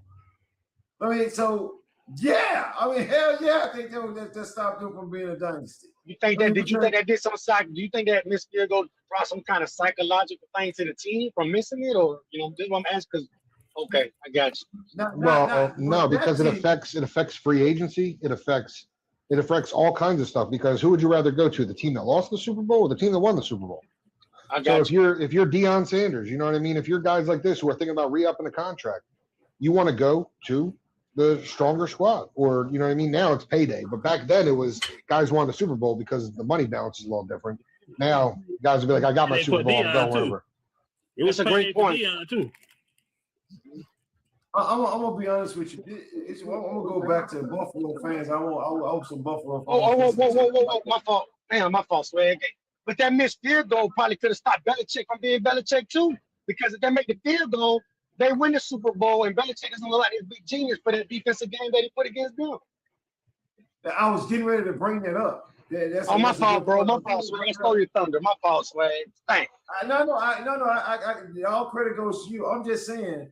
No, I was mad at Marv Levy because Marv Levy never adjusted to what Belichick was doing to his offense. He never adjusted to it. Like, it's obvious. They're saying you can have Thurman Thomas, you can't have nobody else. You can have Thurman, but you can't have nobody else. You know why you can have Thurman? Thurman's gonna give me at least one. So I'm gonna take Jim Kelly and all those guys out of the game, and I'm gonna let Thurman do his thing. And he never adjusted to it, ever. I mean, so yeah, you're right though. Will Belichick even have the name recognition to become a head coach if that Super Bowl doesn't happen? Dang, that's crazy when you think about how one thing can change so much shit. Is crazy, dog. That's why when Al Pacino said that football is a game of inches, he wasn't lying. I mean, like, it is a game of inches. Yeah, that is wild. I never thought about it. I never really thought in depth like that. Like today, Swag, bringing those stuff, but like really make you think in depth. One thing can change so many, not just one franchise, but other franchise behind it, because it's a domino effect. You know what I mean? That can make you think really hard, bro. Watch this. Watch me tell you, Enrico, how I'm gonna take the panel to a whole nother level when I say this. If it wasn't for the greatest show on turf, the Kansas City Chiefs wouldn't be a dominant team right now. It all started with the greatest show on turf. Why? Because we got a taste of offense because of the greatest show on turf. If Trent Green never gets hurt in the preseason game by Marvin Harrison and Kurt Warner takes over the game, it was a chain reaction. Now Trent Green has to miss a season. Kurt Warner wins the MVP. Trent Green is no longer wanted in LA. So now you got to send Trent Green somewhere else. But guess what? You ready, Swag? You want me to blow your mind a little bit? Swag. Hey, Swag, boy, you coming hard today, boy. Swag, you ready for me to blow your mind a little bit? Go ahead, Tim. Andy Reid does not win a championship with the Kansas City Chiefs, if not for Jim Johnson. So people don't know. I'm not saying Jimmy Johnson, not Jimmy Johnson from the Cowboys, Jim Johnson, the defensive guru. I'm talking to anybody else that doesn't know who I'm not you, Swag, but Jim Johnson, Andy Reid's first couple seasons, his offense stagnant, garbage, not good. But Jim Johnson kept him in games, kept him as a head coach, helped him build his offense, helped him build the team that was the Eagles in the early 2000s, which is why he was looked at so sternly to be the head coach of the Kansas City Chiefs. Without that coach, we never see the trickle down effect. Man, that is wild. My fault, Swag. It just got blowing my mind with this shit today, dog. No, watch this. I'm gonna lead all into what Tim's saying. And that's the Andy Reid side of it, okay? But watch this. When Kansas City never knew what it meant to have a great offense that can score a lot of points. Now all of a sudden you get Trent Green, who's hurt now. Dick Vermeil gets fired from LA and goes to Kansas City. You already know Trent Green coming over there. Trent Green comes over there and Priest Holmes and Dante Hall and all those guys build this great offensive team and the defense sucks. Right? While on the other hand of that, on the other side of that, Andy Reid is starting to gear up for the Philadelphia Eagles, and it's kind of like a head-on collision. It's like, we got a taste of a good offense now. We want to keep that going. But we go through all kinds of bullshit. We hire a few coaches that just suck. This is the whole while. Andy Reid is over there taking Philadelphia to playoffs and Super Bowls. And the next thing you know, Andy Reid don't get his chance over there, even after he won all those games. And Tim was right. His first 3 years, that was definitely held together by Jim Johnson. I'm just trying to get everybody to understand how that shit connected. And before you know it, Kansas City needs the offense. Andy Reid is an available coach. He goes over there, he gets Andy Reid. And all of that started because of the greatest show on turf and what was going on with Andy Reid. And here's the thing I'm telling y'all. Y'all think it's not all connected. Just watch how everything go down the line. Like Pittsburgh can easily say, Pittsburgh still can say, we have Bill Cowell. Man, it's simple as that. We got Bill Cowell. Bill Cowell was a very much defensive-minded coach, run the ball, physical. This guy, bam. Now, could Pittsburgh have won more than one Super Bowl in the decade that Bill Cowell was there, the time that he was there? Yes. Let's just be honest, Dallas Cowboy fans. Your ass was beat in the Super Bowl. All you have to do is stop throwing interceptions. Bam Marge was killing them. Killing them.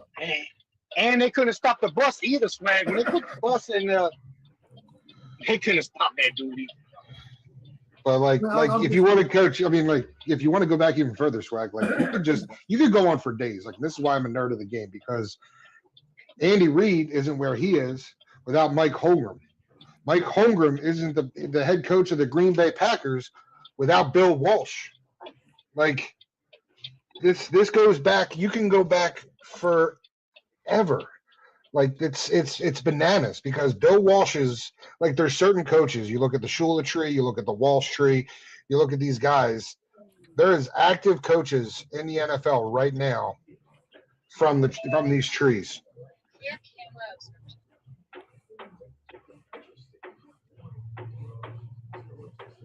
Man, hey, Swag, I'm glad you brought up that Super Bowl, because till this day, if I'm not mistaken, Van Morris had 11 carries for 75 yards and a touchdown. And for some unknown reason, they stopped giving him the ball and had Neil O'Donnell passing the ball.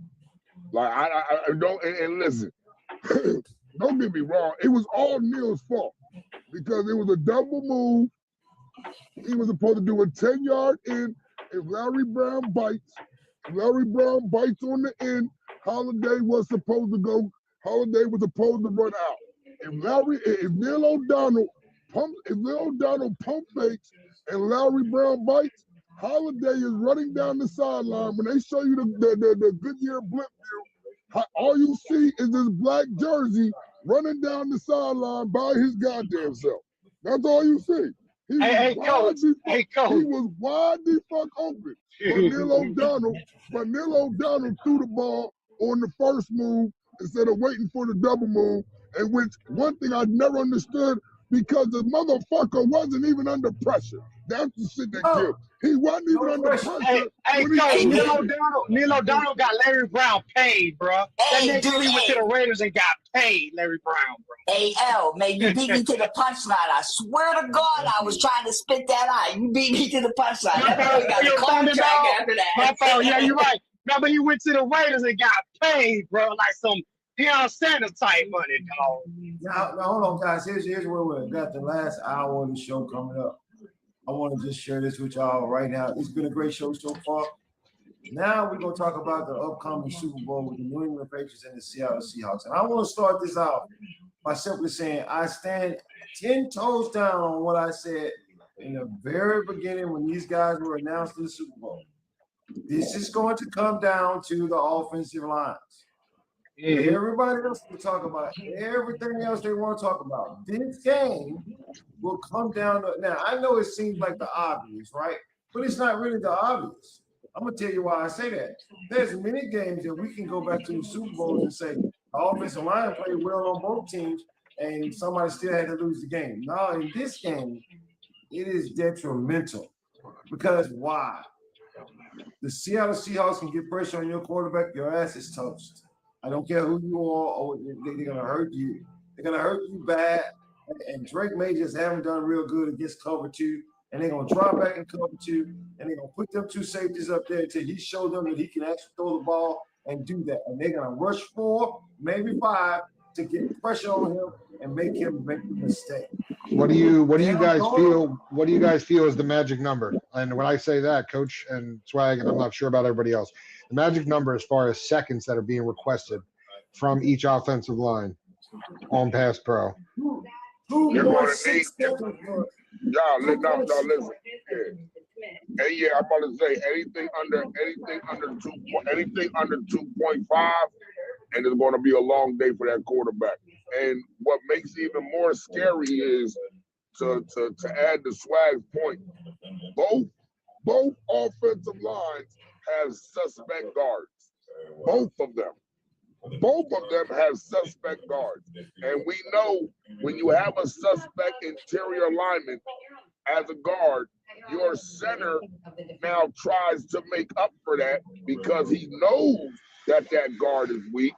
And that's when he starts trying to worry too much about helping out him and not doing his job, which in turn causes even more fucking problems. I was going to say, so, Coach, what do you think? What do you think the percentage on interior blitzes by both teams this week? 30%? What do you say? What do you think the percentage of interior blitzing is, to your point? Because I was watching that on the film. I think it's going to be at least 35%. Easy. Yo, listen. I think you got yo, Tim. You might get that in the first quarter. They're going to be doing everything they can so that center shade is not an option. They want Milton Williams one-on-one. They want their dogs from Seattle wants their guys one-on-one. Like, this is going to be the decision maker. And then also the running backs is huge. I got a question for Swag when y'all got it. And I'm gonna tell you what's really gonna be key. What's really gonna be key are the stunts and twists that they throw at those guards because they have such a hard time picking them up. They have such a hard time reading them. They have such a hard time. So many times I saw that right guard of Seattle get caught. Him in the center is blocking one guy, and the other guy loops around, go right past him. Right the fuck past him.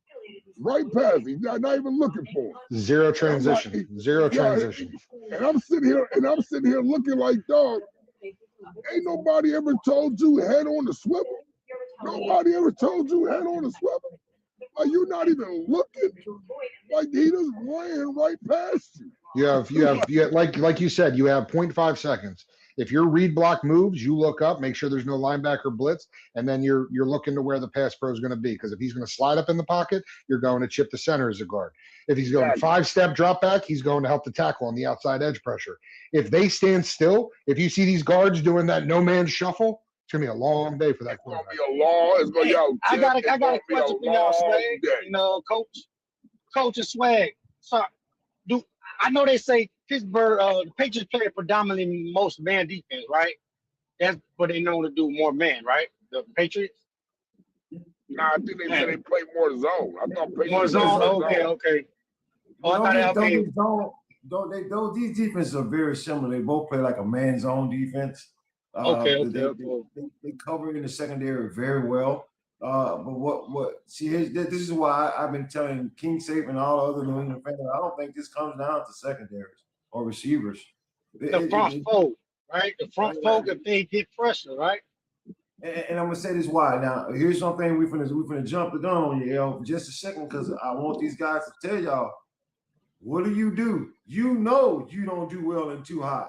So if you know you don't do well in too high, you got 2 weeks to prepare for this and say, okay, Drake, can you be anti-Mahomes? Because everybody knew to beat Mahomes, you had to go to too high. That shit don't work that much no more. But at first, if you know, you just have to go to too high. Why? Because his ass ain't patient and he want to throw the ball deep. So if Drake May is struggling with that, he has the same syndrome. It's the same thing. I want to throw the ball down the field. I can't because the damn safeties are sitting there just waiting for me to do it. Will coaches scheme up the type of offense? You know you ain't got no offensive line. If I can see it, your ass can see it too. You know that Drake struggles with too high, but so does every quarterback. Sam Darnold struggle with it too. So what are you going to do? How are you going to scheme this? Who's going to be the most patient? And this is where I tell everybody for Seattle, you might want to chill on that blowout shit. You might want to chill on that because this is important. Can you move the ball? Can your quarterback be patient? Can Drake May be patient? And how much of these quarterbacks are going to use their legs because they're going to need them? That's what I was just going to say, Swag. You hit the nail on the head. Is whatever quarterback rushes for above their average has a higher percentage to win the game. And I'm not saying they have to turn into Michael Vick, and I'm not saying they have to turn into some mobile quarterback that they aren't. But if you average 25 yards a game as Sam Darnold or 20 yards a game when you're just scrambling for a couple of yards, he has to be prepared to run above that. He can't be a statue in the pocket if the chess match isn't there for his side. Well, Tim, that's going to be key. Just like I said yesterday on my man on a live.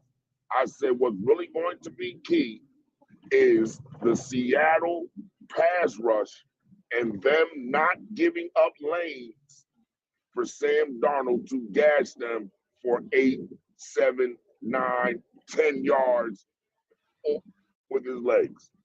It's a 3rd and 7. It's a 3rd and 7. You come downhill, you leave a lane wide open. Drake may run for 8 yards, 1st and 10 now. Those are the plays that are really going to impact the game. Those are the unalive by 1,000 paper cuts. Like those are the paper cuts. Absolutely. Because those are the ones that extend plays that have defensive linemen like, fuck. So coach, when that happens, let's say that happens. Does that force the defense to adjust and possibly put a spy? Keep somebody else out of the. Sorry. Go ahead, Rico. My bad. No, you go ahead. I'm asking like no. Sometimes, listen. Sometimes, depending on how bad he is gashing you, yeah, a coordinator is going to say, "Yo, dog, we got to watch him. Now we got to watch him. Now you just took one defender away from the secondary." But they're also gonna focus on multiple lane packages to where Coach's point was. So if they're running stunts and twists on the inside and they're opening up an A-B gap on the left-hand side and Drake May is able to run through there and get that 5-6 yards, it's going to be more on the defensive lines coach to recognize and come back and say, listen, stunt twist on this down and distance isn't working. We got to go straight up, fill your gap assignment, don't give him that lane to scramble. And if they don't make those adjustments, it's going to be all day.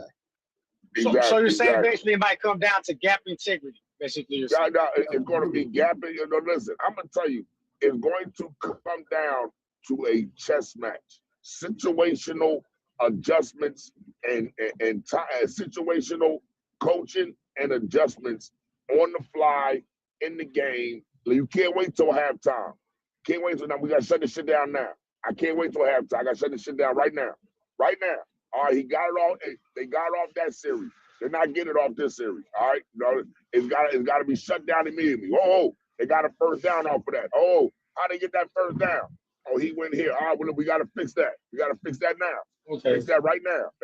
You can't. We'll go. Can't be stubborn. Can't be stubborn. Yeah, you can't be stubborn. You got to go into this game with an open mind. You got to go into this game with an open mind, with an open book. At any given time, being willing to push the envelope, go against what you know, and sometimes throw caution to the wind and be like, yo, not like nah. So, We gotta. They gotta be able to pull a rope a dope. They gotta be able to pull a rope a dope too. Because if you throw inside stunt, and then that offensive scheme, you see them come out with a different package, and you line up with that same inside stunt, you're like, nope, we're gonna go straight gap integrity blitz off of that other side. Then all of a sudden, it's like, oh, it's the chess match is gonna be so fun to watch. So who do y'all feel? Because y'all know y'all watch a lot of film. You, Swag, Coach, all of y'all. Who do y'all? I'm sorry, I'm trying to take. Who do y'all feel is defense is better at disguising their defense? Who you feel is a better disguising defense team between the two? Well, I think they're about the same. I'm sorry, New England. New England's a better disguise because Seattle don't disguise shit. They just saying this is what I got. Stop me. Okay. Go ahead, Rob. You want to say something? Yeah, I was going to say the same thing as Swag, bro. I think the Patriots have the better, when it comes to disguise defense, they have a better disguise defense. And Seattle's not really disguised. Seattle's just there to scare you. Like, Seattle's defense. Seattle's scared. The Patriots, Patriots have the down days and they have them up days where they're really, really good. Okay. But see, the thing is when Seattle is attacked at when somebody comes at Seattle and what is it? What was it? What did they say? Was it 13?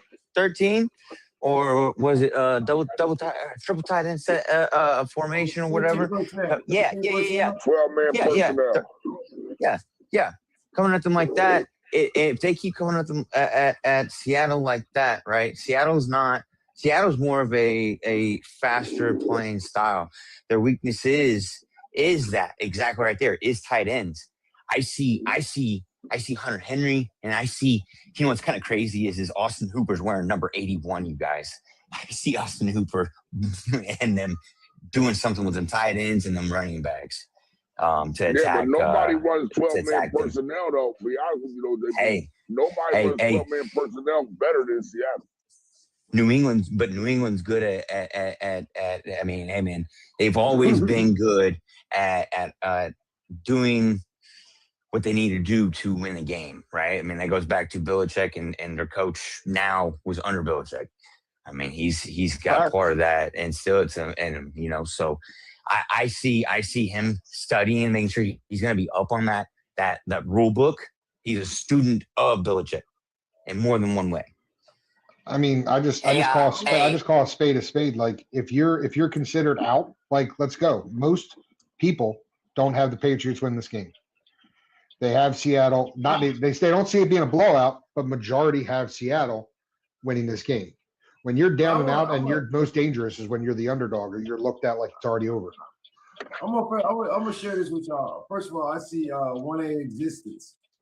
Seahawks is top 6 defense in every. It doesn't matter. It doesn't matter. It just shows me that you really don't know that much about the Super Bowl. You don't understand. I don't give a fuck what ranking you are in the Super Bowl. This is when all the minds come together and say, this is how we can beat them. This is where you throw those rankings out. Nobody cares. I'm gonna tell you why nobody cares. Because if you're looking at the top 6 matrix, that has nothing to do with if I line JSA up in the damn backfield and motion him out in the backfield and use him like that. That has nothing to do with it. If I'm gonna say, hey, Drake May, we're gonna take our 20-yard routes and we're gonna start turning them into 6-yard routes. And we're gonna let you create after you catch the ball. There's a lot of different things that you can scheme up against great defenses, and there's a lot of different things that these teams are going to show you tomorrow. So don't be surprised if the score is like 3-3 at the end of the first quarter or 7-10 at the end of the second quarter. First set of schemes. They're trying to figure out each other's scheme, like they're doing something I didn't expect.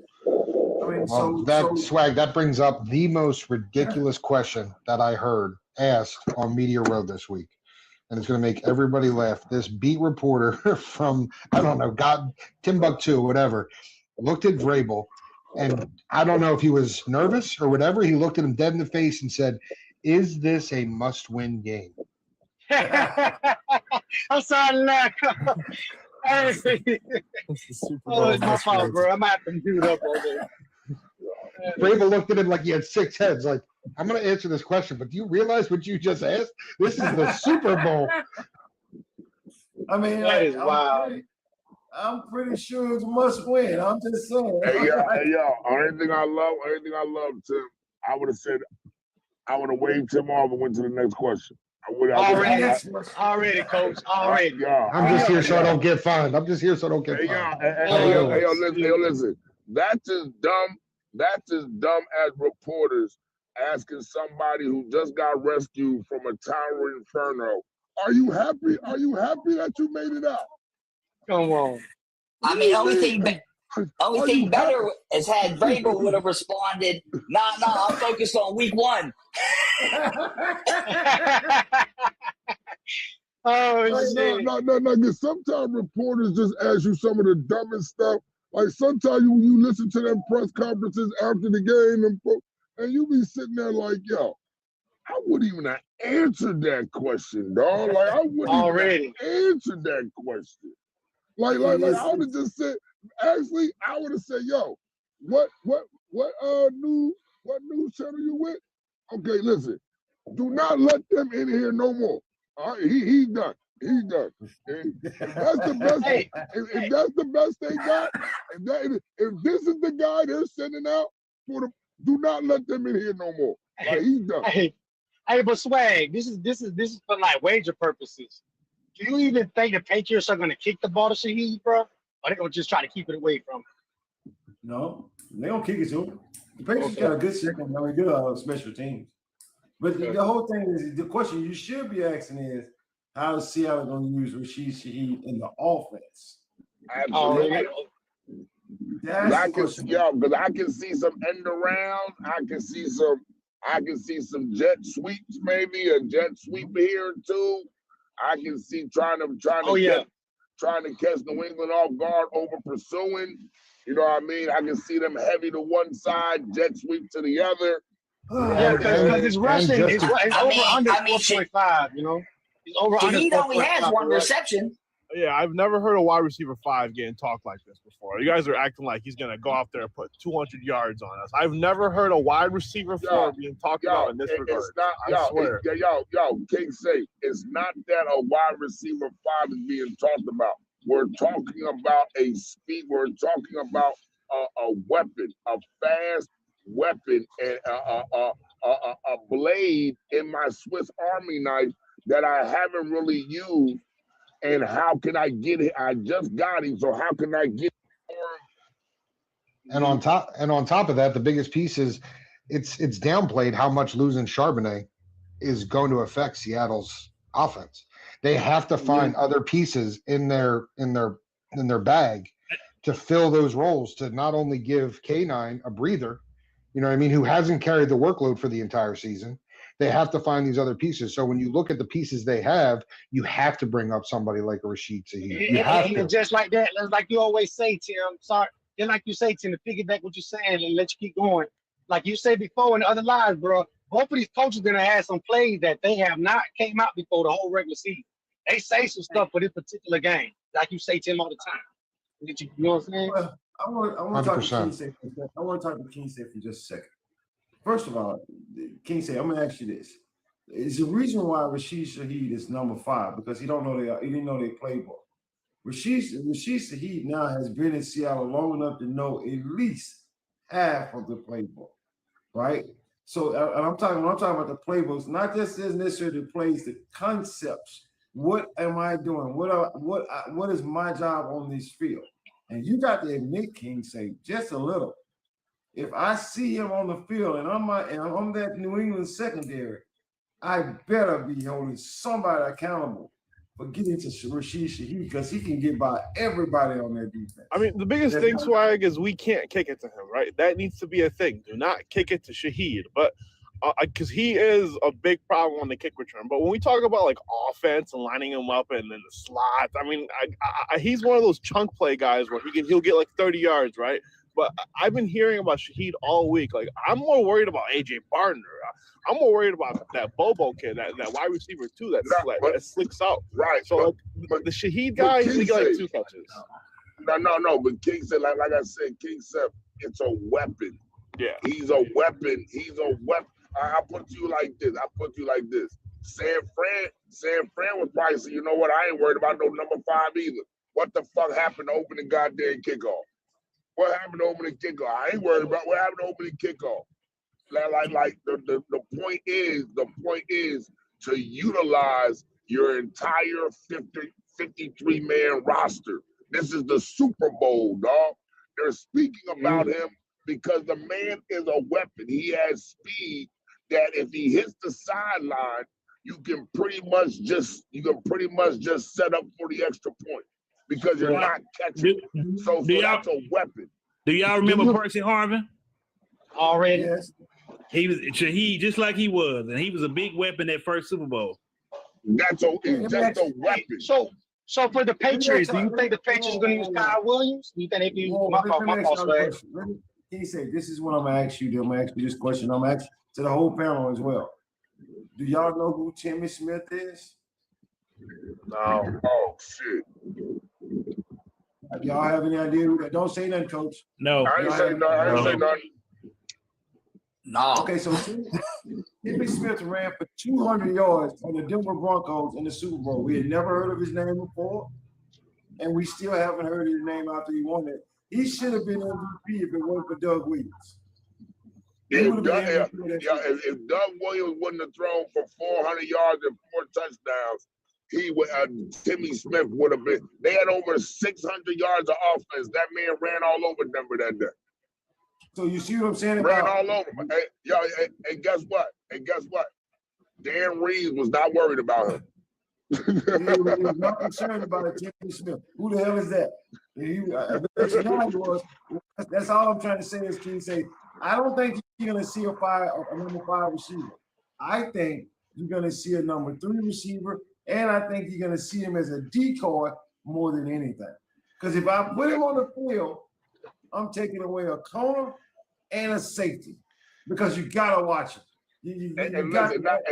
Listen, and not to mention, if he gets one over the top play, that changes the coverage for New England for the rest of the game. No, K9 wants him on that field just as bad because if you put him in motion, they're taking a linebacker out of the box. They're going to have to double him and try and jump. You know what I mean? They're going to try and have to body him. They're going if he's in there. And then what's that's going to do? It's going to take one less player out of the box for K9 not to have to worry about running against. I mean, all it took was that one play for 51 yards in the LA game. Hey, I like that, Tim. No, I'll give y'all a little something. This over the season, me and Swag, and then we were doing our little wagering thing, right? And Swag, and I told Swag, I said, Swag, hey yo, put Tutu Atwell for over 30 yards. And Swag said, for what? Tutu Atwell don't he what, 3rd or 4th on the depth chart. I said, Swag, every game Tutu Atwell gets a deep ball. Every game, I said, for some unknown reason, every game, some way, somehow, Tutu Atwell gets open for a deep pass. I said, put him down for 25 plus yards. I'm telling you, put him down 20. Hey, yo, listen, Swag kept saying, Carmen, Tutu Atwell don't even start. I said, Swag, I'm telling you, this boy gets a 20. I said, dog, he gets a deep pass every game. And lo and behold, that week, Tutu Atwell caught like a 55-yard bomb. This dude had 2 receptions for almost 100 yards.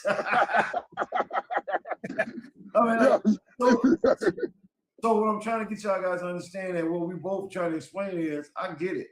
It's not somebody that you want to put, but let me help you out. These are the kind of people in Super Bowls. Let me be honest. I'm just going to go in a little bit further, King say. McCole Hardman in the Super Bowl. 3 receptions, almost 100 yards, and a winning touchdown. Nobody saw that coming but me. I picked that, by the way. I picked that. No, and it might not even, and Swag, it might not even be to that extent, because the one thing when the Niners went to the Super Bowl a couple of years ago, I felt that they pulled the U-check card too early, because they pulled him out on a couple first downs during that playoff run where he was, who's this? Where did this come from? He can run the ball. He's not just a blocker. And then all of a sudden they got to the Super Bowl. They tried running it with him. He didn't get the first down because they pulled a bag of tricks out. So it's these players that are unexpected that all of a sudden you're like, oh, shit, who's that guy? Where'd he come from? My guess, and here's another thing. I'm going to switch it on the other side. I bet you any kind of money, King, say there's somebody on New England's team that's going to be a factor in this game that ain't been a factor all goddamn year. Oh, yeah. Yo, King say, hey, yo, guys, King say, listen, you're a Pats fan, and you're not even going to know who the fuck he is, but he's going to make a Kyle play. Williams? Kyle Williams going to make a play? I want to know if Kyle Williams going to make a play for y'all. Because Kyle Williams, they're giving a plus. They're giving a plus for Kyle Williams. Bro, they're giving Travion. Yeah, they give Travion. I'm saying. But they're giving Kyle Williams and Bobo each a plus for 1 yard receiving. Hey, that's not bad, bro. That's not bad. Drake may probably won't throw there, but yeah, it's not bad. Bobo and Kyle Williams, Swag, have a plus for over 0.5. So here's what happens. Here's why these guys become a factor, right? Drake May is running for his life. He see an open receiver. He don't give a damn who it is. He's just throwing it. And the next thing you know, they got a 30-yard gain. And you're like, whoa, I just made a lot of money. and Hooper is 9.5 is over under. Go ahead. I'm sorry, bro. Go ahead. So is Shaheed catching that 22 prop? I know his rushing is 4.5. His rushing is 4.5. That's his rushing. He got a plus 22 receiving yards. Yeah, 22. Yes. I'm taking that. I'm loading up. Right now, he's 1-1. He didn't catch a pass in the San Fran game, and he caught one ball for 51 yards in the LA game. I'm gonna give y'all a wager. I'm gonna give y'all a wager that's worth taking. You know how I do. Go ahead. If he's plus 20, look, if his over under is 22 yards, I don't care if it's minus 900. I'm gonna take him for 10 yards and put him on the and put him on my 20 leg. I'm gonna give y'all a wager, coach. For each team to get a touchdown, a field goal in each half is a plus 1,400 right now. Ooh. I mean, that's worth the risk. That's worth the risk. I like that. Even if you put 25, that's 350 profit. You know what I'm saying? If you put 10, it's 140 profit. I mean, it's worth the risk. You know what I mean? Yeah, I don't know why Travion's plus 500 to score. That's a little I know he's our backup running back, but he be getting in there and stuff like that. So it's a little weird. He's plus 500? Yeah, bro. His yards is only 16. His yards is only 16. Yeah, it's worth taking a single. It's worth taking a single at least. I'll take him at 20. So here's how you gotta look at this. This is how I would look at it. He's an automatic in if your starting running back gets knocked out the game. Yeah. Hey, King Zay, he went to 500. He was plus 450 last night. Really? Yeah. Hey. Wow. Dude, so what's going on with him, bro? Like, yeah, he was plus. If he went to 500, I want to know what's going down because he was plus 450 last night. That's what usually happens when an injury happens. Like, I'm sorry, he's supposed to be like plus 220 or something. Hey, I can tell y'all this real quick.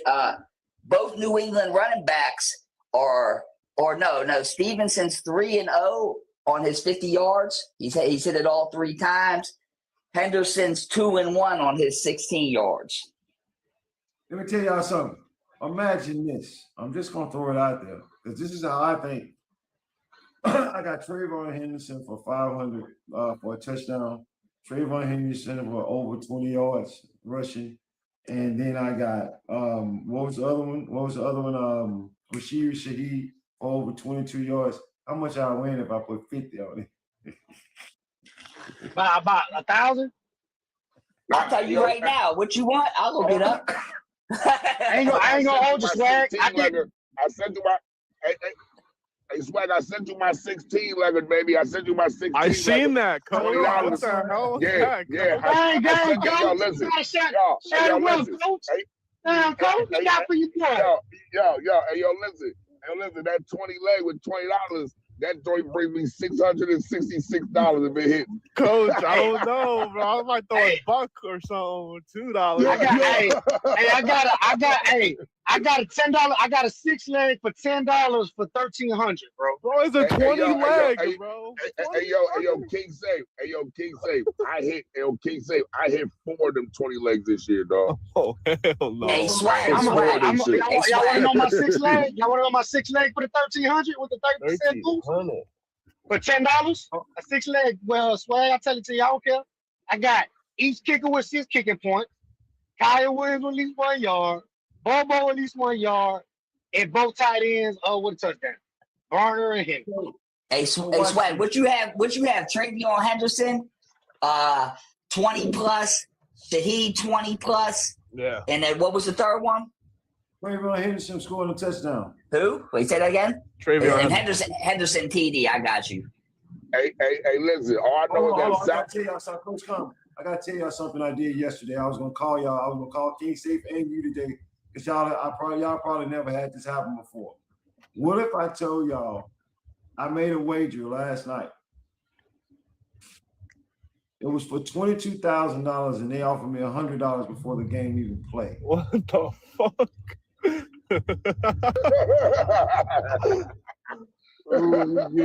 Started. Hey, Swag, plus 29. Hey, yo, plus 2,900?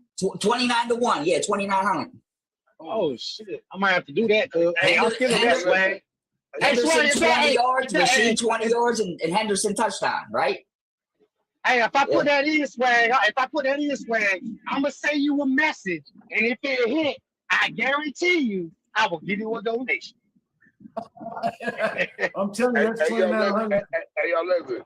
Southgate introduced me to that 20 leg minus 1,100.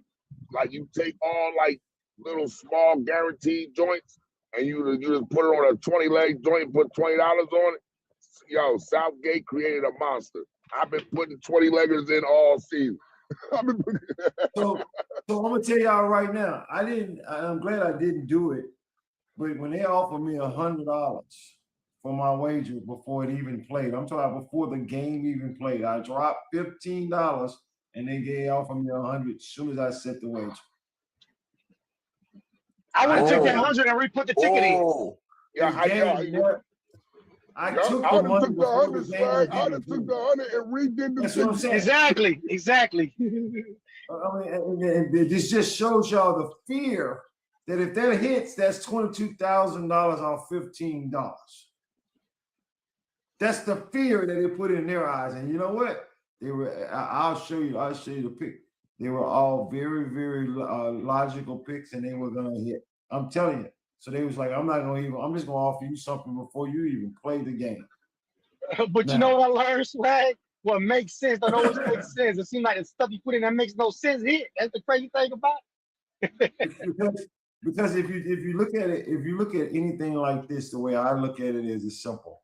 I'm gonna get what you believe that can't happen, and I believe it can. In other words, I believe Trevor. It's a reason why they're giving you all those odds. They're telling you there is no way in hell Travion Henderson is going to score a touchdown.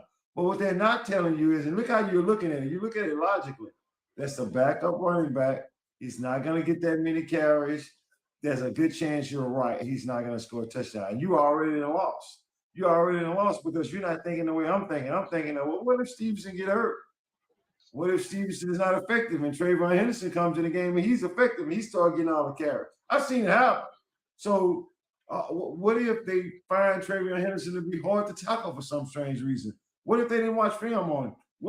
I think the kid's going to be a superstar anyway. So why would I be afraid? When I did that 2 years ago, 3 years ago with the 49ers and the Chiefs, and I chose McCole Hardman, I didn't do that because I thought McCole Hardman was sorry. I saw those odds and I was saying to myself, well, damn, it would make total sense to me if McCole Hardman went off in this game. And he did. So Swag, when Timmy Smith went off, wasn't he the backup? Didn't Weston get hurt? Didn't their starting running back get hurt for Washington? Didn't the starter get hurt? Timmy Smith was in the game. And Timmy Smith came in and ran for 200 yards on because the running back got hurt. When that happens, now Travion Henderson, if that happens, I hope it don't. I don't want Stevenson to get hurt. But if he does, now Travion Henderson is in the game. What if Cooper Kupp go down? Now Rashid got to be in the game. Like, it's all these different things that we're not even thinking about that could possibly happen. And I'm thinking about it, I've seen this happen before. I'm not telling you guys that it will happen. I'm just saying it's possible. And if it's possible, I got $20 to say, let me see. Let me see. Yeah, that touchdown's plus 480. Man, we'll just take 29 to 1 on $20. First boy, tell me what that is. It's 290 for $580. $580. Yeah. 580 plus your bread back. Oh, I got $2. I said 2,900 to 1 time, 29 times 20. Well, give me 1 second. I'll throw it back in. I erased it. Let me throw it back in. 2,900 with $20, you're gonna get back 600 to 580 plus your 20. I do this all the time, Swag. More than that. It should be more than that. It should be 6,000. No, because if it's 2,900, that means $10 is $290. Every $100 is 2,900. He's right. That's what I said. I said 580 off the top of my head. I'm just going to do it again real quick. Yeah, plus your 20, that's 600. That ain't enough, man. You should drop 100. If you drop 100, you get it back 3,900. You should drop 100. Hey, yo, I'm not greedy, Swag. I ain't greedy. $20 and I get back 600, I'm cool. I ain't greedy. What's up, Swag? I'm greedy as hell. I'm greedy as hell. I mean, I'm trying to get paid every time. So what's up, Hey, yo, Swag. The third pick again. Hey, Swag, you already know my name. I'm the Cash Out King, baby. Cash Out King. What's wrong with Cash Out King? As soon as it's a profit, let me get that. So guys, listen. Tomorrow, I got a question I gotta ask you guys because King said be bothering me like what is with this shit. So I'm gonna ask you guys.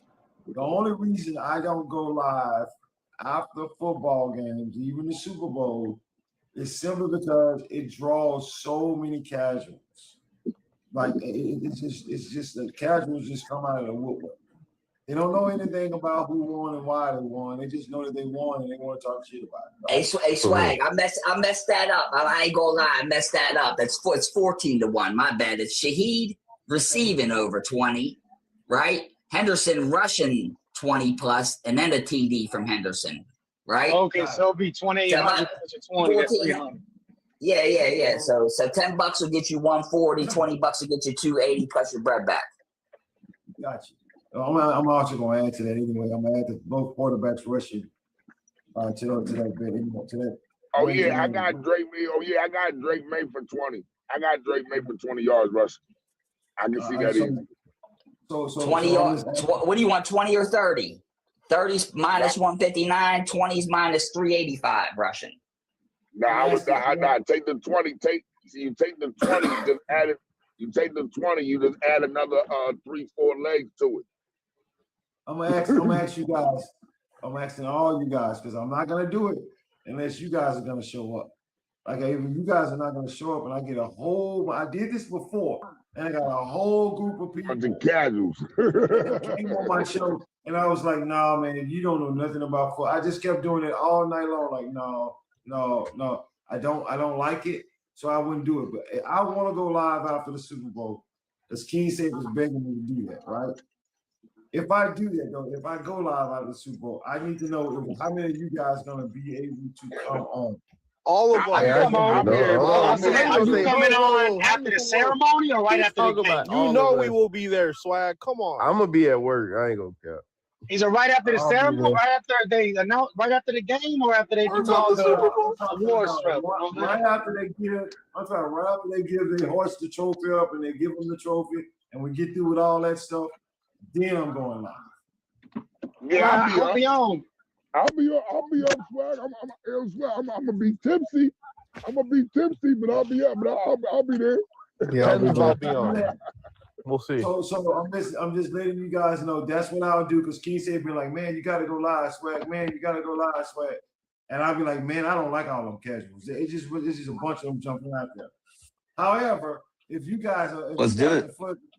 I'll be there. So we'll do that one too after the Super Bowl. After they hoist up the trophy, we're gonna go do our thing. I don't have anything going on Monday morning, but the Monday morning show anyway. So, so I will see you guys then. I gotta go, man. I can't stop coughing. I gotta go. My allergies are just driving me nuts. And then so I will see you guys tomorrow night after the Super Bowl trophy is hoisted up, regardless of who wins or not. All right? Yes, sir. All right, absolutely. This non-casual podcast may not be reproduced, retransmitted, or reused without the authorized written consent of the Not Move Podcast Network. Thank you, and we hope you enjoyed today's broadcast.